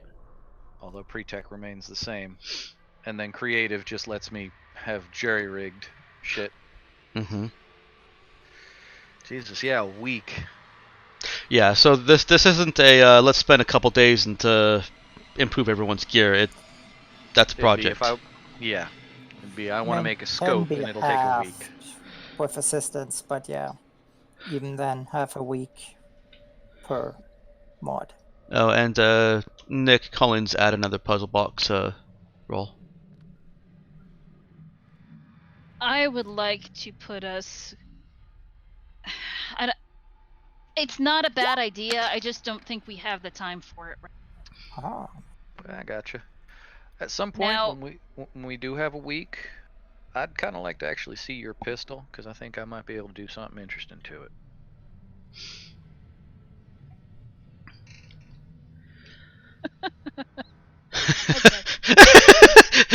Did your mind go in the gutter, Emma? that, Wait, mine left the gutter at some point? It I think occasionally, like floats to the surface. that seems the more out of the ordinary. she wants to clean her pipe on the gun. We're all lying in the gutter, but some of us are looking up women's skirts. He's gonna modify it the Daffy Duck way. I got your roll there, Nick. The irony of that Monty 14? Python modification. I see The it, irony yeah. of that Monty Python modification of Oscar Wilde quote is that Oscar Wilde would definitely not look up women's skirts. Oh, was he gay? Yeah. Yes. Oh. Yep. In fact, he looks up men's skills. in fact, he went to prison for being gay. Ah. Without killing him. Yeah. He was flaming. Ah. Well, He's one of the prototypical flamers. okay. All right. Well, we've only got a few minutes left here for our session, so What Cap would like to do? Oh, right. Stupid time change. Duh. oh, do you have another hour, Mel? I mean, as long as you guys don't mind me playing from the car and somebody rolling for me. I don't mind sticking to our schedule or going forward. I leave that decision entirely to you guys. I'm kind of fine with Okay. sticking with the schedule. Okay. Yeah, I was just mostly confused. I mean, it doesn't Yeah. really matter much. I was just confused why we only had a few minutes when I was pretty sure we had an hour. And then, And then you remember the stupid time change. Yep. Yes. Because we started an hour earlier than you expected to, so yeah. Yes. The issue is that normally you don't notice it because everything is digital now, so everything just changes. Yep. Yeah. It's only with people who don't do it, or with the Danish train system. So, Emma, how are you proceeding? Cap would like to try to find an area of entry that is close to whatever the thing Colleen detected is, and put us as close to that as possible.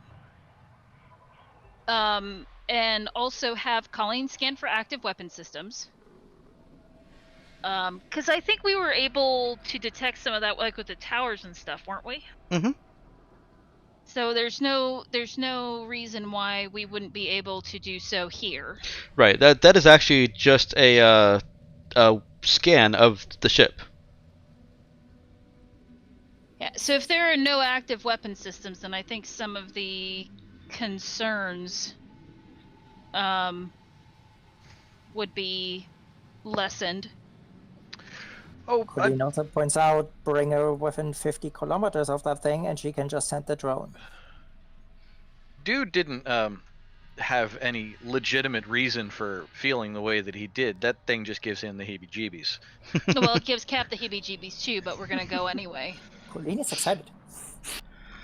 Yeah, well, shit. Colleen gets excited about a lot of stuff that's not safe. Sorry, I believe her judgment in that matter is impaired. No. There's nothing to be sorry about that. It is. I'm sorry, this is warfare as compared to what Colleen can do with the wrong turn of a certain device in the ship.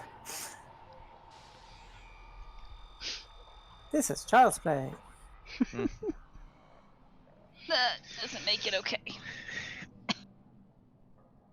But yeah, having looked through the mods, I just noticed that if I spend a week, I could give Cap's gun auto-targeting.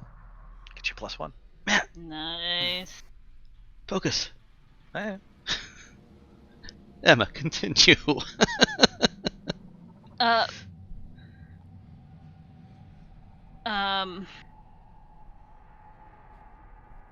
Hold on one second. My mom texted me. Okay. I need to reply. Okay. Moms tend to have priority. Well, so they've had really strong winds and stuff like that. And she was just giving me an update on their current situation because they lost power last night and ended up sleeping downstairs. So, I mean, the house is pretty sturdy, but they have some, at least by usual standards, some massive trees around the house because they are in a forest.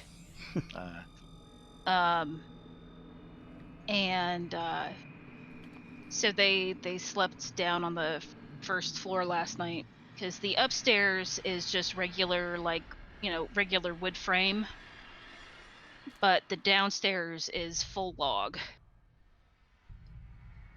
So bit more resistance to having trees fall through. They felt safer. I just wanted to, So anyway, so what Cap would like to do is to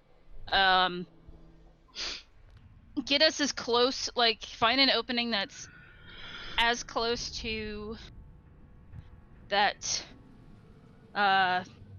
power signature as they can get. Mm-hmm. So they're not having to traipse through lots and lots and lots of a capital ship.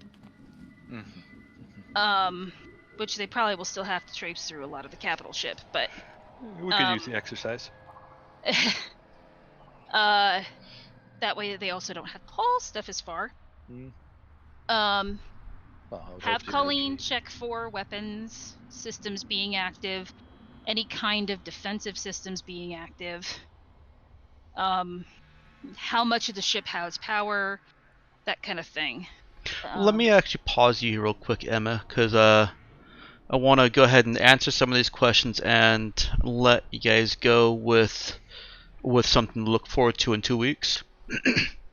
Because next week is our bye week.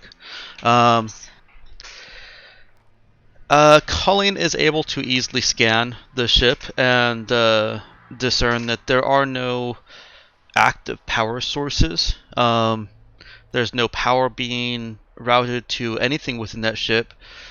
The black box is running on its own internal power source, which will probably last for millennia. Already has lasted almost a millennia. And will continue to do so. Structural analysis. This is also assuming you guys are actually going in. Some of this is fast forwarding a little bit. Is that yes, it did survive because this is such a gigantic ship. You're seeing less of the embrittled metal closer in from the exterior. Because less penetration. Mm-hmm. And this also allows Colleen to draw some further inferences about the dust. It can be inferred that the dust is inert because it has simply eaten all it can. It's done eating. And there doesn't appear to be any way of restoring it. It's like it rusted. The dust rusted by eating so much. You guys are It basically so it was acidic, right? Corrosive. Mm-hmm. It basically neutralized itself. Yeah, I think that's what I'm trying to get to. I just didn't have your scientific background to phrase it correctly. Hey, sometimes it's useful. Oh, It became sated. Well, it's like with some of the stuff that we use at work. We have a neutralizing agent that, you get to a certain point, you get a color change, that means it's neutralized. Mm-hmm. And with all this information, do you guys try to extract what you have now positively identified as a black box? Yes. Okay. Correct me if I'm wrong, as always. I'm assuming that you guys are going in as a away team with all expectation of there being some kind of external threat, so you guys have weapons and armor. Oh shit! Yeah. You're And proceeding drone. carefully. Yeah. And in the fine quality of Star Trek, the away team will consist of the most indispensable members of the crew. Yep. Yep. Who leaves the ship? The entire command crew. Great. Well, technically, Tom and Clark are part of the command crew. Yeah. Who's running the ship? Ensign Crusher. Oh, God. And because of that approach to it, it does take the full day to get the black box. Oh, I mean, look at the one time they did let him down on a planet. He ended up being sentenced to death for stepping on a lawn. What was the first Oh, time? yeah, Jesus. Jesus. You guys can still spend a week salvaging this ship and stripping it. Yeah. But you now have a black box that is clearly pre-scream tech, and Colleen, looking at it and running some quick diagnostics, has no idea where to start. But she can try. In the same kind of puzzling line, the puzzle box pops open. You guys have finished your little tense adventure in the capital ship. You're back on your ship and finishing up. Colleen's mind is probably thinking about that black box and why it's denying her and what she can do to woo it in her own way, and fiddling with that puzzle box, whether completely by accident or whether she gets an idea and hones in on it, it pops open. There's a chip inside. Well, not a chip, but a like a little data storage, like a flash drive.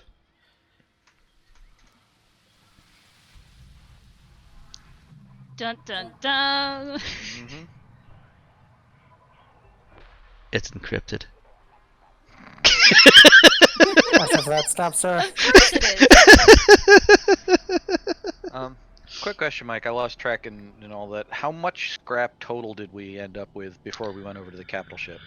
We had Let's- 300,000. You have Okay. 375 now. Because you Wait, if we spend a week salvaging a capital ship, we only get another 75,000.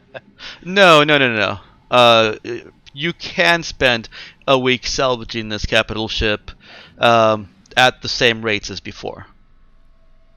But if Okay, when we so- land at the capital ship, we just had a total of 300,000 more. Correct. Yeah, I'm not including the week salvaging the capital ship. I'm letting you guys do that for our next session, because I imagine Colleen will also be working on that black box during that time, and that'll take longer. But no, you're I at was just 375,000 when you get to the capital ship. Oh, okay. You spent 15 days salvaging, plus 2 days on diagnostics. How long? If you've been keeping track up to date, I don't know where you left off, but since we started this session until now has been 15, 17 days. Cool. Yep, that fits with what I had calculated. Okay. What star date is it now? Damn it. There's a website you can punch that in. No, just being the universe date. I believe you guys are now into January, early January. I'm not sure the exact date. Happy New Year. So did we blew past December or Yep. December maintenance date? Yep. Yeah, but remember, I'm not 1st of January. penalizing you right away. This maintenance is due January 1, but you've got 3 months to do it before you get a penalty. Okay. That would add more fun to the New Year's party, knowing that once you wake up hungover in the morning, there's a bill for your yield. Mm-hmm. And if you don't pay it on the spot, your ship breaks down. Well, that puts us at 497,000 scrap. That's comfortable. Oh, hello, there's the spider. He climbed onto my desk. That may be a death sentence for the spider that has been say hi. eating flies from me. Damn it. I wanted to let you live, buddy. But you can't come up here. Oh, Jesus. And he fell off the glass. Onto the keyboard area. Kill it. Why is my spider suicidal?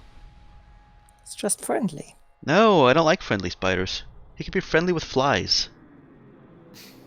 Okay, back to the Anyway. game as I back away from my computer. There you go. Colleen's puzzle box is open with more Another puzzle? another puzzle essentially, and she also has a more than 600-year-old pre-Scream black box to decipher.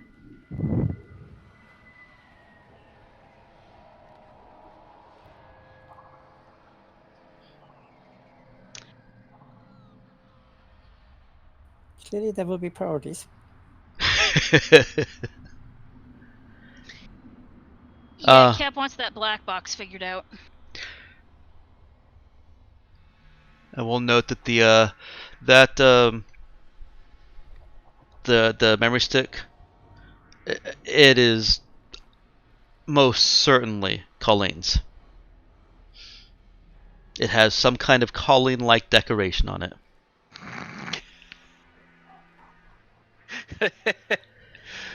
I can just picture it. It's green. It is neon green, With some purple lines down the side. like racing stripes or fire. Yeah, some lightning bolts across it. Yeah, there's a grinning smiley face on it.